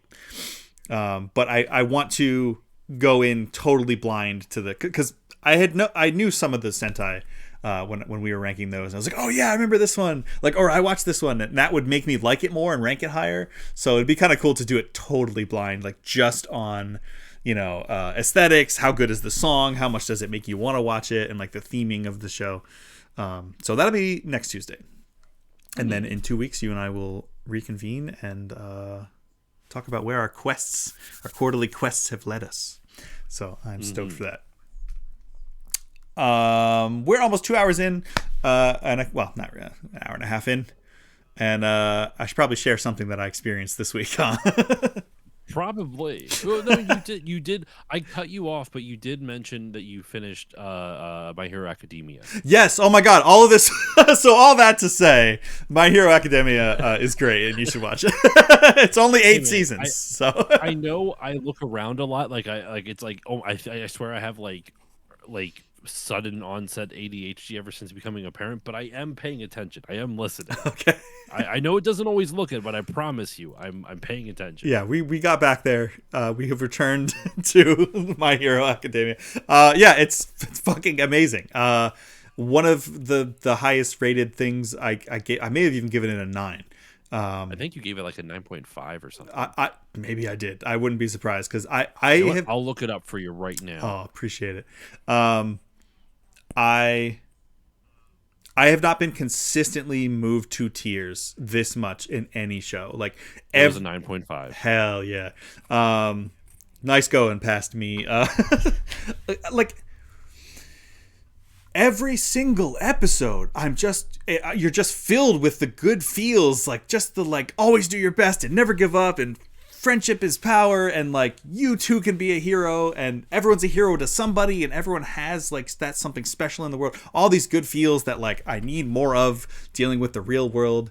And like I cry because it's heartfelt, and because it's sad, and because it's hilarious. I've laughed to tears. Like it's all of these emotions just cranked up. That final season, the animation was incredible. It ended exactly the way that I wanted it to. There weren't. I'm not gonna say there's no romance, but it didn't feel shoehorned in like it did in other anime. Looking at you, Naruto, and it also didn't feel cop outy. Like there were consequences to the events of this show. There always is, like throughout the whole show, but especially in this last season, it ended the way that it needed to. It's been going on for 10 years, which is wild to me because I still consider it like 10 years. Yeah, this year I was like, that feels like still one of the new animes. But then I was like, nope, it started in 2016, which is nuts. But it's incredible, and still to this day, one of those animes that I will always suggest. I'm not gonna die on the hill like I would with something like Cowboy Bebop or Samurai Champloo, but like the dub, the dub is incredible. I'll fight for the dub for that show till my dying breath. It's part of why I loved it so much. I am really bummed that I sold so much of my anime away. Like, I was thinking about it. Like, there's stuff I'm like, man, I wish I didn't get rid of that. There's some anime like I really wish I did not sell, but like at the same time, I didn't watch it for like over 8 years. It was sitting on a shelf. Yeah, I know. Like 8+ years, and I'm like, you know what? I should have just given it to somebody else. I donated a lot of it. Yeah, So much anime. I had so much anime on DVD. I remember. Your shelf was pretty legendary back in the day. I'm looking at mine right now, and I'm like, yeah, I could probably get rid of all of that. I have every single individual DVD for the original Full Metal Alchemist, which is like 16 discs or something. I was trying to see like what anime do I still have. I couldn't remember where I put like which shelf I put it all on. I remember you being really into Bakano, which I still have not watched. I actually gave that to a friend. Bakano is really good though. I know went to a friend though, like someone that I knew would appreciate it. Yeah. And it's not an expensive series. I could just buy Bakano again if I really want to. Yeah. Jimmy says best theme song opening. Bakano is a great theme song opening. That is a good one. I don't know. I mean, Tank is hard to beat, honestly. I would say it's up there with Tank. Yeah. Not Tank is more iconic. Yeah. But Bakano's is really good. What is it? I was looking at my top shelf, my anime shelf now. Ooh, the top shelf anime. I have the entire run of Ranma 1/2. Oh wow, okay. Haven't watched. Only reason I didn't sell it or donate it is because I couldn't find it at the time, and also at the same time I spent like $95 on that, and I'm like, I'm not giving that away. Cowboy Bebop in the movie. Goat. Heat Guy J. Oh wow. I never watched it, but I have it. Pumpkin Scissors. I almost brought that up. I think you introduced me to Pumpkin Scissors. It was a cool show. I only watched a handful of episodes, but I liked it. Yeah, same. The first season of School Rumble. Okay. Speed Grapher. Speed Grapher's a really good show. Speed Grapher was cool. Very dark. That always reminds me of, because it was the same era of Desert Punk. I loved Desert Punk. Yeah. I actually had the full series of Desert Punk. Gave that away too. Nice. Either sold it or gave it away. Now that show is called Sandland. Yeah. Which I need to finish. Gunslinger Girl, Ninja Scroll. Gunslinger Girl. I still have a couple of those, I think. Yeah. I think that, and I have like a bootleg version of Trigun. Yeah. Uh, Ninja Scroll was great too. That one was I watched that way too young. Same with Akira. It's a very violent show. In more ways than one. Yeah. Do you I remember? still have to. I should really watch anime again, but it's just been so long. Yeah. There are so many shows that have come out recently that are just like all timers. Like Jujutsu Kaisen alone. I still haven't finished that. Gachi Yakuta. Have I told you about that? No, I have no idea what that is. Oh my god, that's like my new obsession right now. I read the first manga like when it first came out, and I was like, holy shit, this is gonna be like it's for me. Like it's one of those things where you're like, yep, this somebody made this for me. Basically, there's like two societies basically, and it's like there's a floating island that they call the sphere or heaven, depending on the translation. And they're all kind of hoity-toity, and they just throw all of their trash off the island. And they're criminals. So they just drop them off. They drop them off the island into this huge pit. And so the main character gets framed for murder, thrown into this pit, and then it's like a whole nother world down there, and everything is just like grungy and gross and disgusting, and you can't even breathe the air. You have to wear gas masks when you're outside. So everybody has a cool mask, which is like, okay, first That's right up your alley. there's a box for me checked. Yep.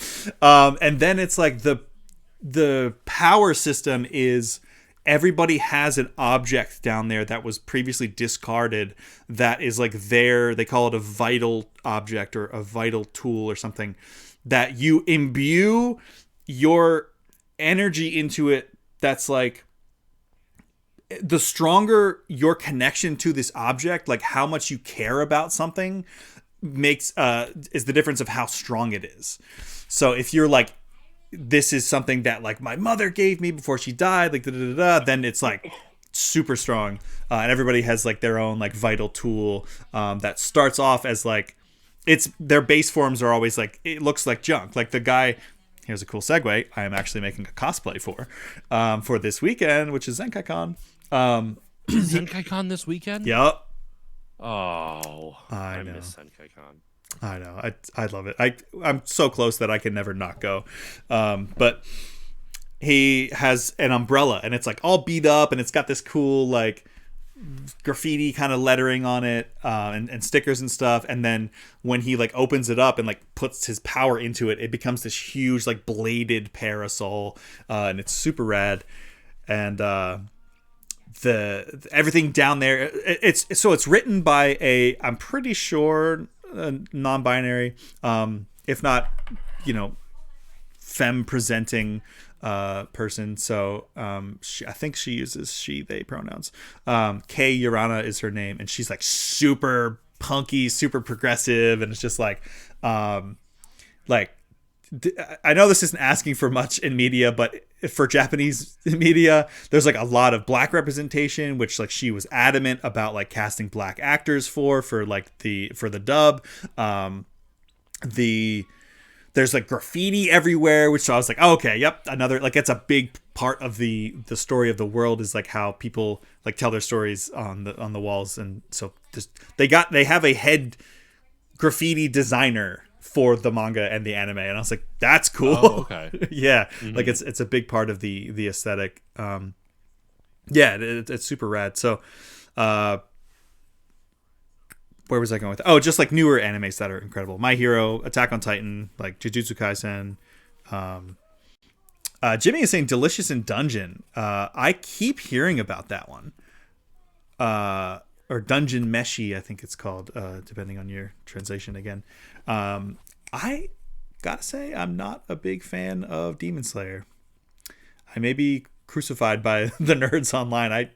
I watched the first season and was like, I watched up to and including the first movie, and I was like, this is fine, but I've seen it before. Like, I liked this show when it was called Bleach and Inuyasha. Like, the thing with Jujutsu Kaisen is and I think I've said this before, so I apologize if I'm beating a dead horse here, but Jujutsu Kaisen is a love letter to things that have come before, not just anime.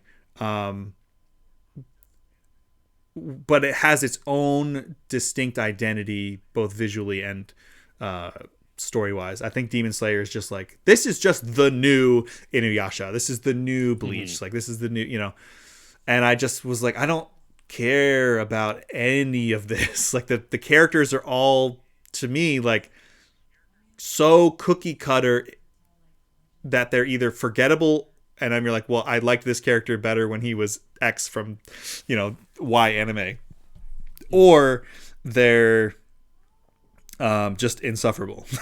Like, I don't know. I just couldn't get into it. Amazing visuals, great soundtrack, but Sorry, what show was this again? It was Demon Slayer. Demon Slayer. That's what I thought. Okay, that's Yeah. I mean, I'm so out of the loop on all anime. It's crazy. That's wild. Like, I swear I've heard of Jujutsu Kaisen like 20 years ago or some shit like that. I know it's not. Wow. It just feels like such a generic sounding name. Yeah, I think that one came out in 2018, maybe. So it's getting up there in years now, but it's over now. The last season just came out, so I have to watch that. It's only 3 seasons, so it's a short one.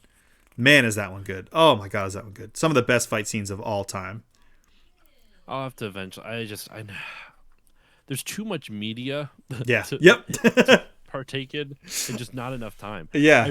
That's why I kind of, after Still Muppeting, maybe I'll buckle down and do Still Anime, just because then right. I'm setting aside time for it. Yeah. Like, I know I have time now if I really want to, but I just don't prioritize it. Yeah. Because I have a bunch of other stuff. Things. I'll be honest, tonight, probably after we're done this, I'm probably going to do some more editing because I'm close to finishing up editing my Yoshi's Island episode. Yeah. So, could I watch an episode of Jujutsu Kaisen? Probably. It's only 20 minutes. It's true. That's how I've been getting through all my Sentai stuff so fast, because I'll just be like, I have 20 minutes. I can watch an episode of this. And I would do it like when I was at the cancer center, just like every day at work, I would just watch one on my lunch break. And then I'd be like, oh my God, I finished this series in like less than a month. And they're all like 50 episodes a piece. Like, these are not short series. Of Jujutsu Kaisen? No. Super Sentai. Sorry. I'm okay. kind of talking all over the place. Jimmy says you must consume more. So much to consume, not enough time. I know. I just want like everything to be paused for like a year. Just give me a year. Maybe I probably need more, honestly. Dude, I'm just looking at like what's on my game shelf right now. Like, I have a bunch of boxed NES games, 80% of which I haven't touched. Yeah. Right? Like, there's just too much to partake in, too much to do. Yeah. But it's a fun problem to have at the same time. That's true. Yeah, it is kind of first world problems. Well, I will be probably kicking up the anime after this weekend, because every time I go to an anime con, I'm like, man, I need to watch more anime. Or like, I'll see how excited that a certain fandom has gotten, and I'm like, oh my God, I saw cosplays all over the place of, insert show here, Chainsaw Man or something like that. And I'm just like, I have no idea what that is. Zenkai Con was my first ever convention, and we went together. No, I didn't know you then. Never mind. I went. The first convention I went to was Zenkai Con. I remember it was 2008. Okay, 2009 was my first Zenkai Con. 2008 was my first con ever, which was Otakon. I went in 2008, and I went with a guy named Will, who I went to high school with. And the thing I remember the most from it is when I saw the Slants perform for the first time. Oh, yeah. And they were great. I'm so glad they won that lawsuit. Yeah, me too. So they were great. And then Will also was really fucking creepy because he kept ogling women. And, sorry, not women. Girls. I was gonna say underage girls. You don't know how old a lot of these people are at these things. And so. I mean, granted, like, we were both 2008. I was a year out of high school. Will was 2 years out of high school. I'm not saying it was okay, but it wasn't like he was at most 19. You know what I mean? Wasn't like doing it now. Yeah, it's not like now. And still, but I kept telling him, like, dude, she's 14. He goes, how can you tell? I'm like, look at her fucking face. Uh, Jesus Christ, just look at her face. She's like 14. yeah. Uh, oh, it was just so cringy. It was just so cringy. I'm thinking So about a yeah, particular person that you and I both know that fell into that trap. you'll have to tell me off, Mike, because I Yeah. can't think of who it would be. Um, but yeah, I remember going in that convention. I remember seeing like there was a panel about like cross cultural pollination between Japanese and American like media, and Hmm. it was talking about like how anime influenced like what is it? American westerns influenced Akira Kurosawa to create his movies. Akira Kurosawa's Hidden Fortress was a direct inspiration on Star Wars. Star Wars then influenced sci-fi for the next ever. 50 years. Um, and then also like Kimba the White Lion became the Lion Lion King, King. stuff like that. Yeah. Uh, Stuff like that. It was so just kind of talking about that like it. Oh, I loved it. I loved that panel so much. Really, really enjoyed it. So I should see what Zenkai Con's schedule is. I don't think I can go this weekend, but like that would be fun. Yeah. I mean, even if you can swing one of the days, or even just like, I don't know, half a day, it's always cool to go. I do that for Colossal Con. Like, I never go for the whole time anymore because it's just the hotel is too expensive. That freaking Kalahari is way too expensive. Yeah. So like every now and then, I haven't gone in several years, but I'll try to go like up for a Saturday or something. Yeah, I want to do a panel. Like, I don't know yet what I would talk about, but it would probably be an experience share of some kind. I'd probably be like, talk about Phantom Dust or something obscure that I'm like, I want more people to know about this thing. Oh, speaking of, I don't know if we've talked since. No, Oh because wow, they started. Oh, did they start stuff on Thursday nights? Is it a 4-day con now? they advertise it as one, but it's like very minimal stuff on Thursday now.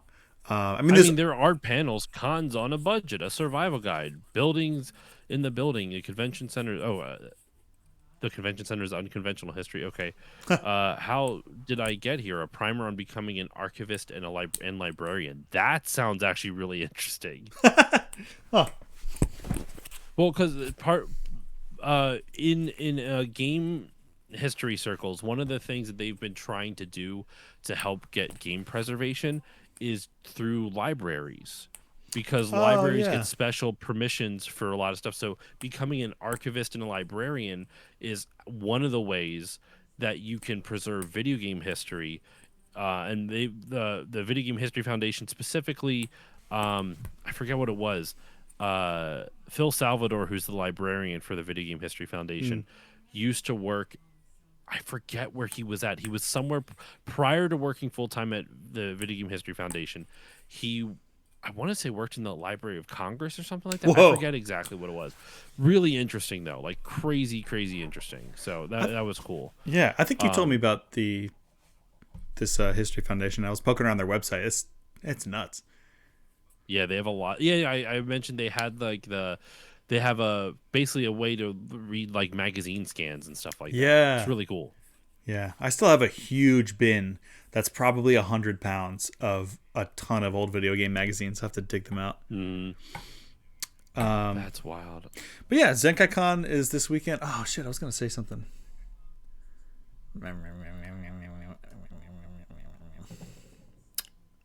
Oh well. That's crazy. Um, yeah, that'll be cool. Well,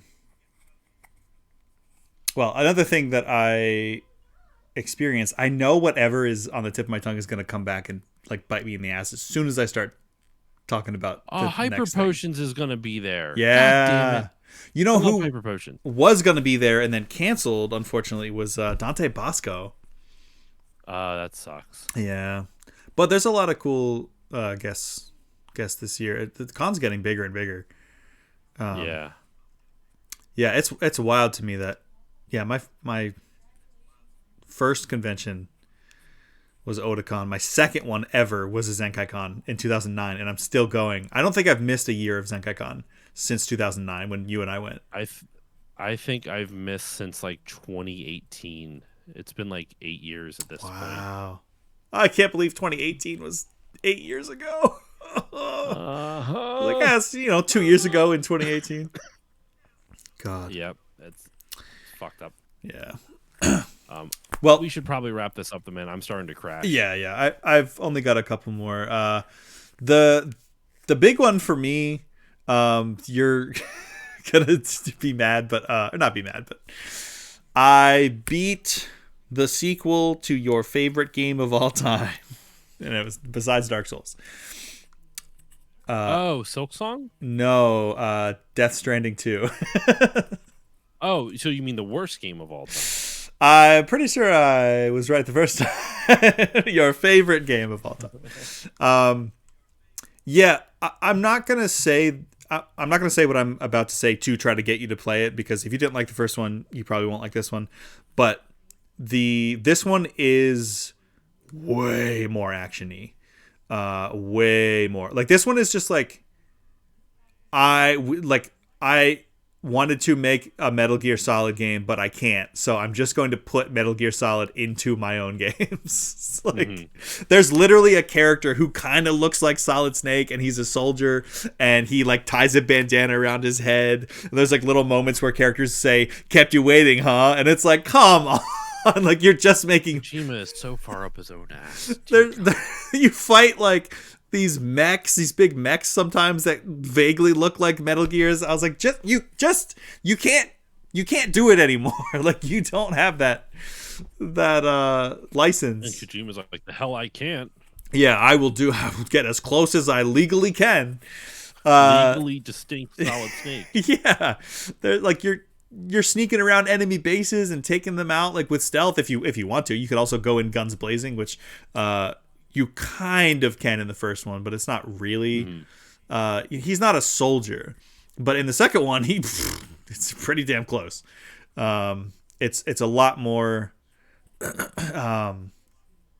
This could be a bonus for some people, but it's easier, it's more accessible, and you can do pretty much the entire game in vehicles if you want. It's way easier terrain wise. In fact, I actually thought that was kind of a minus on it. Just the difficulty in general. Like, I only struggled at one part, and it was like it was just a really long boss battle that was like, when you die you have to go it's like multi-phase battle, and then when you die you have to go all the way back to the beginning. And I was like, this is stupid, I don't want to do this. Did they get rid of the whole game just being a balancing mini game?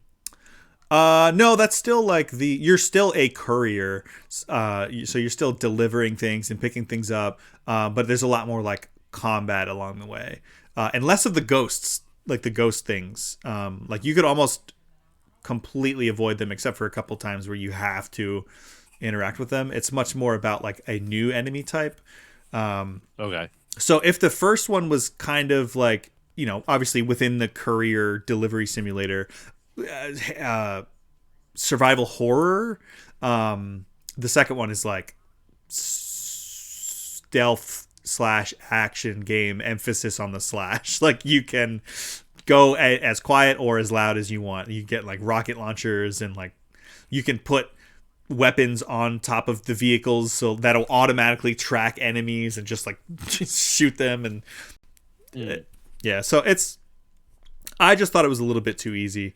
And interestingly enough, I forget if we talked about this, but when I had my friend Bryce on to talk about like difficulty in video games, I had just started Death Stranding, and I was like, they do something really interesting, which is in boss fights, there's an option when you die to do either like restart checkpoint, restart mission or whatever, or reload a save, or that I've never seen any game do this before. There's an option that just says pretend you won.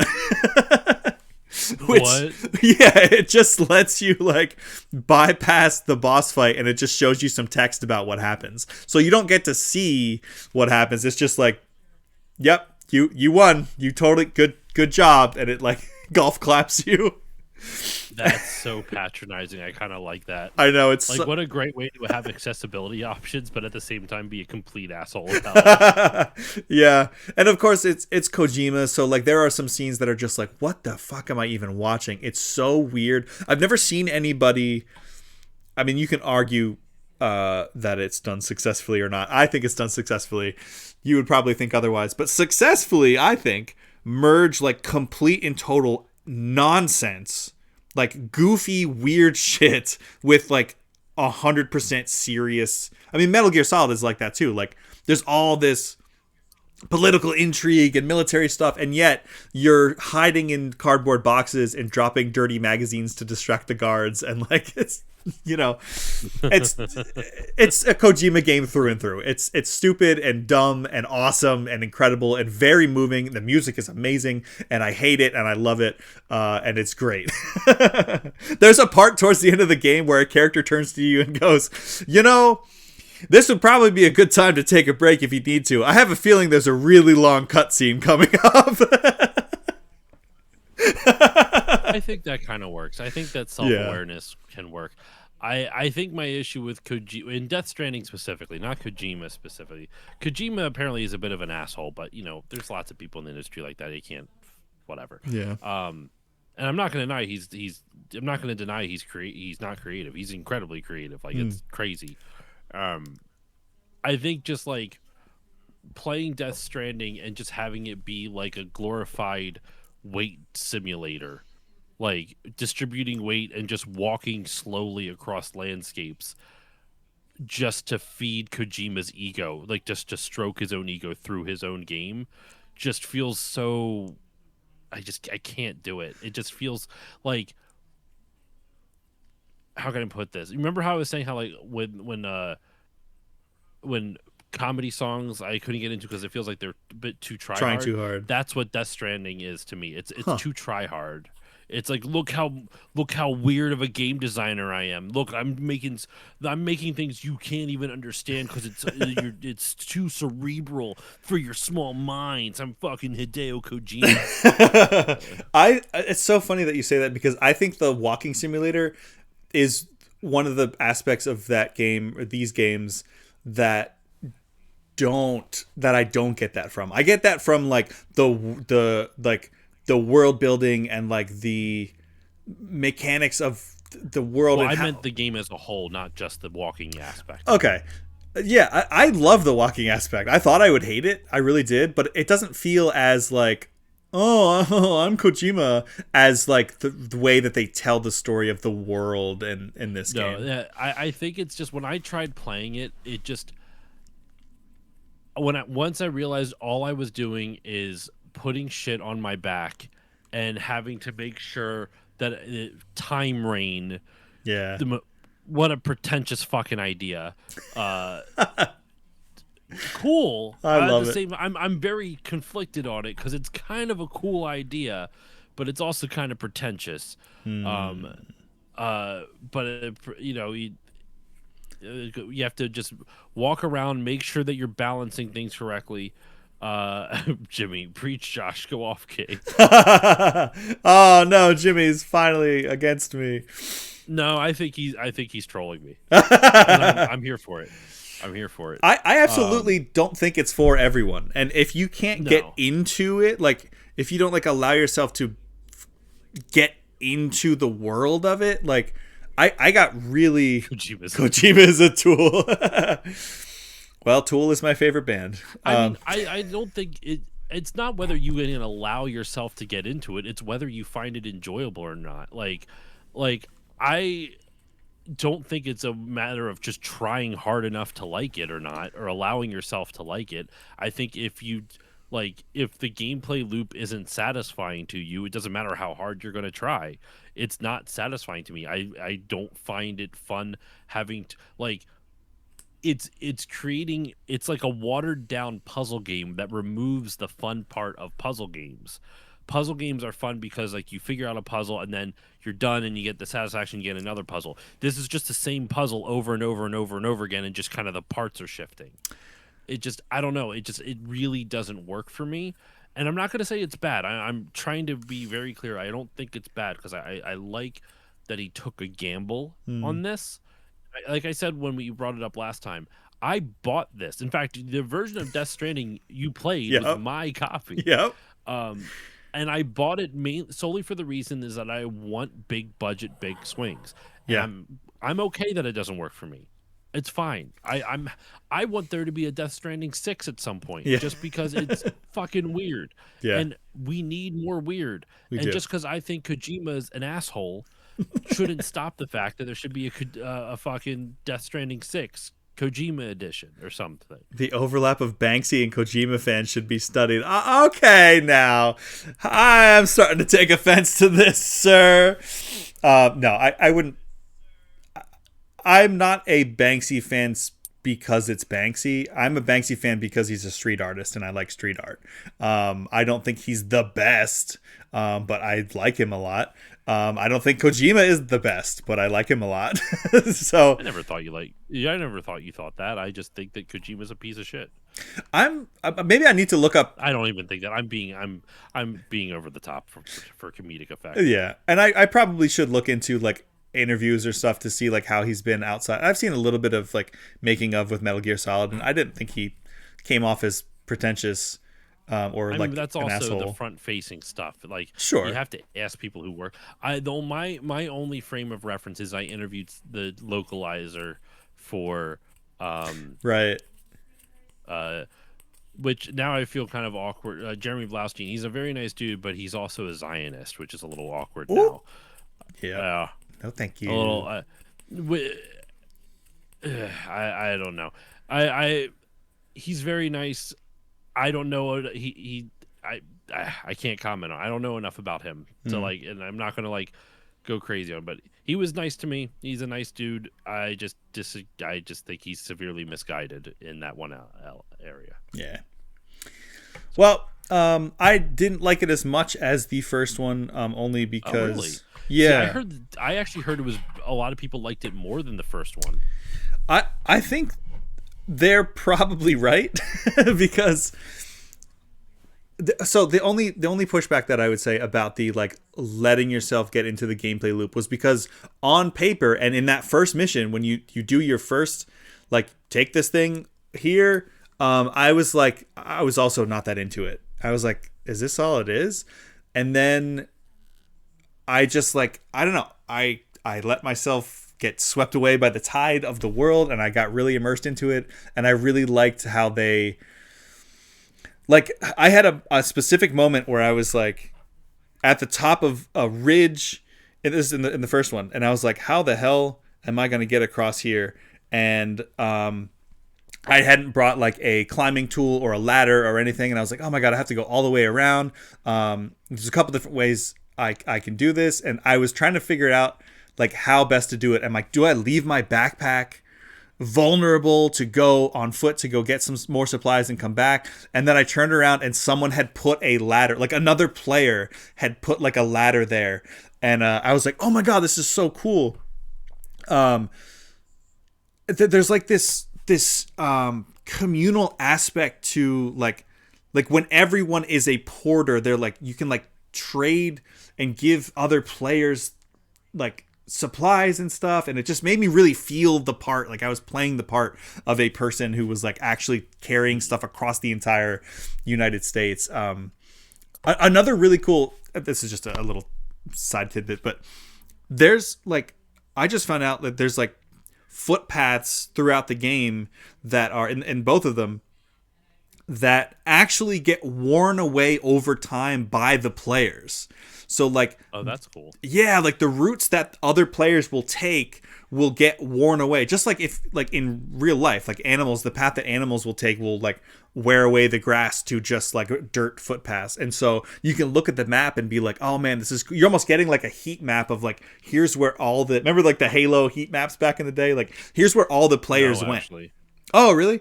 I got which Halo was it in? I think started in 2. Definitely. I don't remember 3. that in 2 at all. It was a cool like thing on the Halo website. I think you could look at like where you are most often in levels or where like other players are, so you can be like, oh, there's like a lot of people who like tend to go over here, and it's like, oh, that's probably where like the sword is or the sniper or whatever.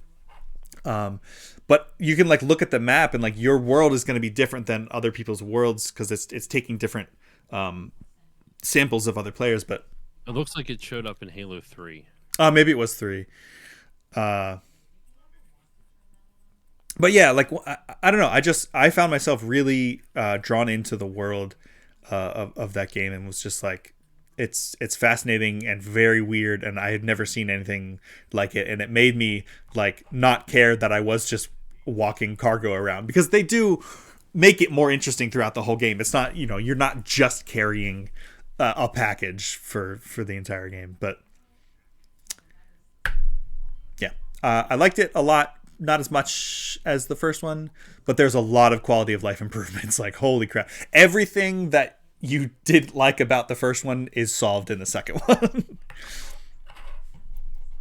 I might go back and give it a shot, because something that I actually have not talked about tonight, and this will be very brief. I'm giving Bloodborne a shot again. Oh, okay. I've not What I'm played doing, that. I'm playing like I've committed. I'm trying to play like an hour or two a week. That's it. Nothing Okay. crazy. I'm not expecting to beat it this year. I'm not expecting to get very far. All I did was create a character. I walked down a couple of things and I tried to take out this enemy and I died. And then didn't have to start back very far though, so I just have to redo stuff. And it was fine. Like, I knew it was all good. No harm, no foul. It didn't feel, my normal criticism of FromSoft games of like, oh, it wasted my time. Didn't feel like it wasted my time. I saw an enemy that looked scarier than the average enemies. I tried it out. It fucking wrecked me. Yeah. Now I know for next time. So it's all good. So yeah, I'm trying out a different way to play it. Instead of just going in with the intention of beating it, I'm just going in with the intention of progress. Yeah. Just seeing if I experience can, it. just to play a little bit at a time. Yeah. I might play a little bit tonight even, just because it's like only going to play like an hour, 30, 40 minutes or so. We'll see.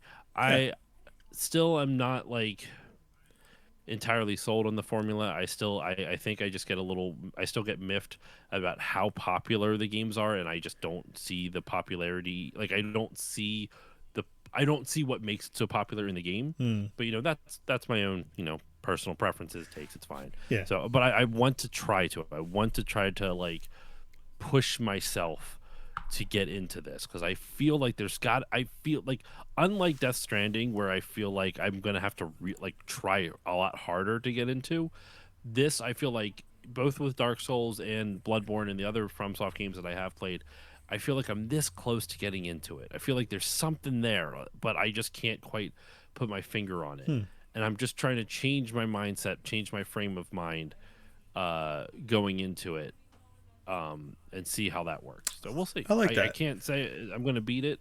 It's just, and it's not something that's like on my docket to play. I'm not prioritizing it. It's just, if I have a little bit of extra time, if there's like an hour before I want to go to bed and I'm done editing for the night and I'm all this other stuff, I'm not going to like boot up Control or Forbidden West. Maybe I'll boot up Bloodborne, because I'm only really playing it at like hour-long chunks. Yeah. Huh. So My only concern with playing it so infrequently would be that like any skill that you would make would be harder to keep that momentum going. Like at any improvements that you would make, because I would find myself that's valid. Yeah. When I was playing Ninja Gaiden a week at a time for main quest Mondays, I'd keep coming back and being like, "What the hell am I doing? I forgot how to do everything," and I would just die immediately. And it would definitely take some time. At least with where I'm at right now, I'm early enough for like I don't have much skill, so it works out. Yeah. But we'll see how as the game goes on. I don't know.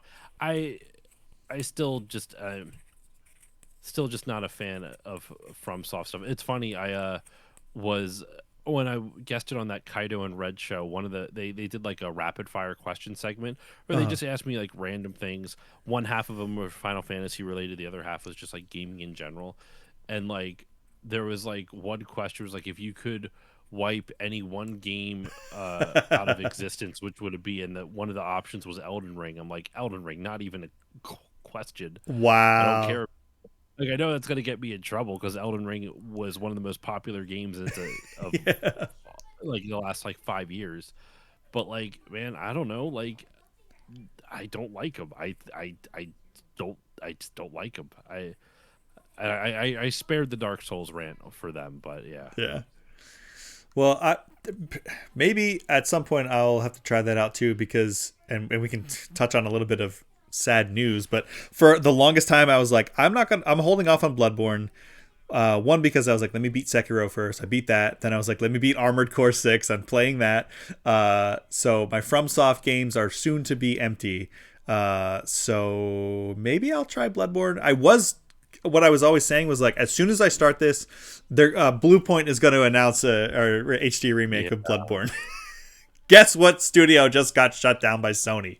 Guess who's not announcing an HD remake of Bloodborne? Yeah, I was so sad about that because they were an awesome studio. Their Shadow of the Colossus remake is stellar. And even though I haven't played it, not Dark Souls, the Demon Souls remake looks incredible. Like, oh my god. So they would have absolutely crushed it, and I'm sad that all those jobs are. I mean, maybe they can all start their own studio, or I don't know. That's really sad and frustrating. That's what happens when media consolidates. Let's fucking break up these monopolies, government. Come on, what are you doing? Yeah, well, look at fucking Microsoft. Like Xbox is about to be done. They have this Project Helix or something, but nobody knows what it is. It's probably going to be very AI heavy because Phil Spencer stepped down. In thinking of AI, did you see the news article about DLSS 5 from NVIDIA? Yeah, I saw them do the little demo for Resident Evil 9, and it looks so wonky and weird. It looks awful. Yeah. Awful. What's the point of hiring artists if you're just going to write over their work? Right. To like use a program that steals from other artists. Though some people are speculating, though, that the fact that they're like advertising this in graphics cards means that, oh, the AI bubble isn't what we thought it was going to be. Because like for NVIDIA, remember just a couple months ago, it was like, yeah, we're stopping graphic card production for like consumers. We're going to focus entirely on Gen AI. Generative AI. And now they actually built a feature specifically to upgrade like Gen AI for video games, like to upscale for like resolution shenanigans and make things more look quote unquote real. Yeah. The fact that they even focused on that means that they're focusing on gaming again.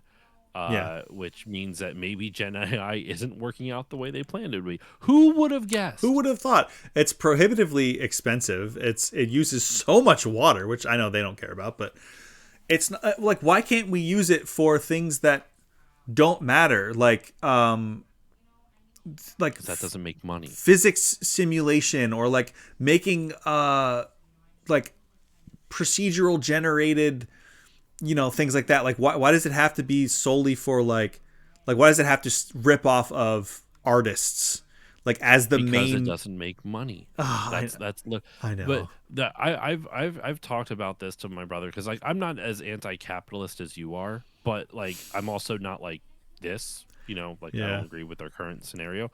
With that said, any venture that is inherently not money making, that is not profitable, that is something that the government should at least look into, even as silly as it is. Like it could be arts, which arts are money making, but there's obviously not every art is money making. Yeah. But like, I'm not saying like every single thing that isn't profitable should be looked into the government, but like in general, like that's why you have certain things like libraries. Libraries are not a profitable thing, but they are profitable in terms of culture, just not money, right? So like you look to your local government and your federal government and stuff like that to handle things that wouldn't typically be profitable but are better for the overall culture, better for the greater good of your society. Yeah, I wish anyone with money and power cared about that at all. I understand why they're not entirely like that, but at the same time, then if you don't have an organization doing that, then then the government has to step in, whatever it is. Like I know, like one of the things I've argued with my mom about, because she's pretty conservative, not pretty, she's very conservative, um, is like when I talk about like what happened with a lot of like the, like chip and all these other programs that have been defunded because of our stupid fucking administration. Yeah.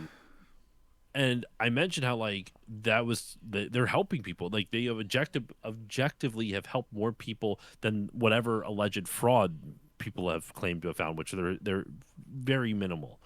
Um, and my mom, being conservative and religious, like, well, that's what Christians should be doing. I'm like, everything can't be a nonprofit. Not everything can be a nonprofit, because it's relying on the generosity of others for people who don't, which we clearly see. Rich people don't even want to pay taxes. What do we expect them to, like, without the tax write-off for charitable giving? Are they even going to give? Yeah. Like, Nope. I'm sure there will be some, but not nearly as much, because a lot of it's done for PR wins and for tax write-offs, not because of altruism. So like, no, like when she said that, it was just so naive. I'm like, you acknowledge that humans are inherently greedy, but at the same time want to put everything, like, you don't want to have any structure to force people's hands to be better. Yeah. Jimmy says, I won $10 on a scratcher the other day. Went outside and sprayed hairspray into the ozone just to feel like a king or Taylor Swift. I love that. You're like, yes, yes. Let me take my private jet across the state, down the street to fucking. Oh my god. Yeah. Well. Anyway. Yeah, we can wrap up. I have one last thing to share that's timely, and some other things we can talk about another time. But I mentioned Ninja Gaiden when we were talking about playing a game weekly and losing skill, which I certainly did. I saw your review of that. Yes. So I want to start with reminding everyone, including myself, that the base game for Ninja Gaiden 4 was my favorite game of that released in 2025. It was my second favorite that I played in 2025, second only to the legendary Chrono Trigger. So come on, that game is phenomenal. It's so good. I played the DLC for it. It was dog shit. And I hate saying it. It physically hurts me to do so. And it's not like it played poorly. The base mechanics are still there. The problem is the lack of content. So this DLC, it's $15, by the way, which there's less content than some free DLC that they've released in the past for previous games, which is wild. I mean, I know it's a different time. This was, 15, 20 years ago. But the content, and I'm using that in air quotes if you're only listening, is 3 chapters that are basically random fights of mostly enemies you've already fought, a couple of new areas, some recycled areas. When I say random, I mean like you will fight a room of enemies and then sometimes be teleported to a different room of enemies. It's not like you're traversing. It's not like there's no like puzzles to solve to figure out how to get to the next area. Nope, you just fight some enemies, and then there's a couple of new enemies sometimes thrown in. You're like, oh yeah, I remember this. They brought this guy back from Ninja Gaiden 2 or whatever. But mostly it's just like, yep, I remember these guys. These guys are annoying. And then you get to a boss fight, an admittedly cool boss fight. There's 2. So there's 3 chapters. There's these 2 new muscle mommy demon ladies who are just like muscles and abs and tits, and it's just like, oh, okay, we're going here. So those fights are cool. The mechanics are cool. And then in the 3rd chapter, not really a spoiler, but kind of a spoiler, they fuse together into one super strong one. And that fight is really cool. It's done something that no Ninja Gaiden I've seen do before, which is it has an instant kill move, which is just like The first time it happened, my like jaw hit the floor because she was like powering up, and there's a little prompt for you to use one of the mechanics. It's called like the Blood Raven form, or if you're playing as Ryu, the True Dragon form or something. But it's like a modifier that you can put on your attacks using your meter like as a buffer to make them stronger and change them entirely. So you have to hit them. There's enemies will flash a certain color. There's a little thing that you have to a window that you have to hit them with to interrupt this attack. So I missed the input. I didn't hit her in time, and I was like, okay, I'll just avoid it. She floats up into the air, and then it's like there's this like big music riser build up, and it's like and then all the sound cuts out for like half a second, and then there's just like huge beams of just like energy that just like destroy the earth around you, and you just die immediately if you get hit by that. Like no matter how much health you have, it's nuts. So that was kind of cool. It put the pressure on to be like, okay, let me make sure I'm actually like doing the mechanics right, instead of just like being a damage sponge and just hacking and slashing my way through it. That being said, like the content itself was so lackluster. Like there really wasn't any. It's just random rooms that end in cool boss fights, but just random rooms of just copied and pasted nothing. There's 2 new weapons, which the one for Yakumo, the new protagonist, is fine, I guess. Kind of a letdown, but the one for so dismissive. It's fine, I guess. It was there. Its normal form is like this kind of double bladed scythe thing, but then your Blood Raven form for him, which makes his weapons just enormous and different size or a different shape entirely, is like this big huge scythe. That's a callback to actually Ninja Gaiden 2, because you have this scythe, and I was like, oh, okay, cool. I guess it's kind of cool to have the scythe back, but I didn't really love playing with it. Ryu's new weapon, on the other hand, is one of the coolest weapons in the entire franchise. This game's weapons, incredible. They basically let you become Scorpion from Mortal Kombat. Like there are like these spiked gauntlet things that have like bladed chains, so you can like when you hit triangle, you'll shoot the chain out, and then if you hold forward, you'll pull yourself to the enemy, and if you hold backwards, you'll pull them to you. So that's really cool to throw those into your combos, and just like the player expression again continues to be excellent, just like the base game. But the areas in which they let you express yourself are super lackluster, and I kind of hated it. Aside from one of the new weapons and the boss fights, I kind of hated it. Like it was not hated it. I think my 4 out of 10 on my scale is mediocre. So I was just like, it's just dumb. I would have been less mad if it wasn't a paid DLC. Like if they just came out with some free content, and I'd be like, oh, cool, new weapons, a couple of, I guess, new locations and fights, and some boss fights that don't really matter in terms of story. It's not like it's a story expansion. It's just like, here are some new bad people to fight. And you're like, cool, I want to fight new bad people. Like it's very, very shallow. So I was happy to play more Ninja Gaiden, and it still plays great. It's just, it was boring. But all right. Yeah, that's it for things I have experienced anyway that are not time sensitive. So I'll have one for you next time that is going to be very surprising, I think. You're going to be like, why the hell did you watch that? But I will also have... No, almost. I know. I will also have 2 other movies that you have quested me that I will have to talk about next time. Yes. Which, to reiterate, will be in 2 weeks. I'm so curious about now what you watched that you're like, why the hell did I watch that? Not only, I'm going to just tantalize you even further, just going to tickle your balls a little more here. I went into it being like, so it's something that Police has showed me. She was like, I love this. It's from a franchise that I hate. And I watched it and actually really liked it. And I hate that I liked it. I feel like we're going to be talking for a long time in 2 weeks on because we're going to be talking about 4 different movies alone. That's true. It's up to you. I'd be willing to stick around to listen to this, but I also understand if you want to save it as a teaser for next week or 2 weeks from now. Why don't I save it just because I feel like I've built it up now?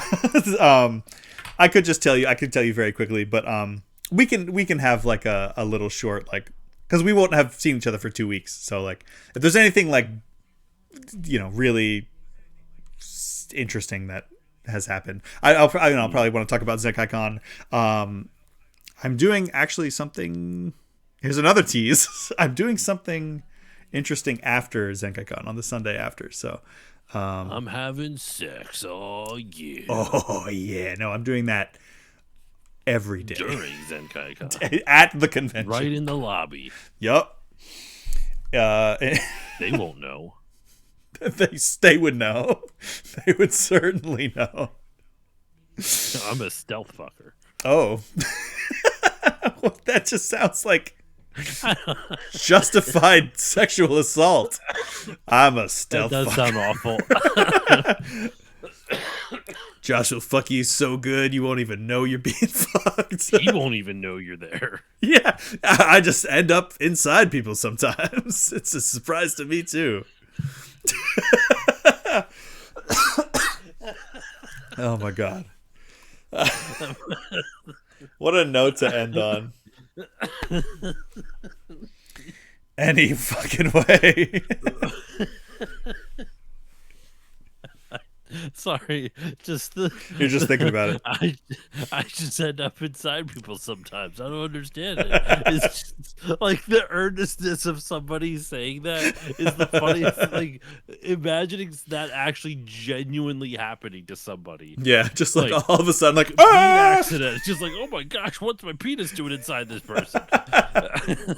Are you into it? Because I don't have to stop.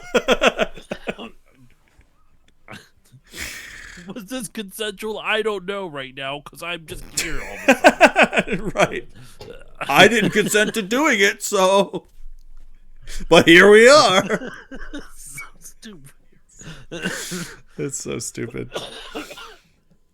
Well. Oh my god, that got me. That really. What a time to be alive. That it devolves so fast. I know. Like, just making one sex joke at ZenkaiCon to, like, I just somehow end up inside people. I mean, that does happen. I guess. Okay, I'm good. Well, we can certainly call it there. I see some people hanging out in chat still, so why don't I send y'all to Drew the Damager per usual. The Damager. I almost wrote the Damager. But in the meantime, thanks, Josh, for your time. Thanks everyone for your eyeballs and earballs, watching and or listening. And I hope you don't end up accidentally inside somebody that neither you or they were expecting. But I will see you all again tomorrow. And assuming Josh isn't arrested, I will see you again in 2 weeks. I'm alive. Thank you, guys, gals, and non-binary pals. Take care of each other. Take care of yourselves. Drink more water. Go to therapy. And... watch. I'm gonna say it. I'm gonna say, hey, Jujutsu Kaisen. Okay, I almost revealed what one of my little secret things was for next week. But watch Jujutsu Kaisen and My Hero Academia, and cry. There you go. Cry very hard. All right. Good night. Good night.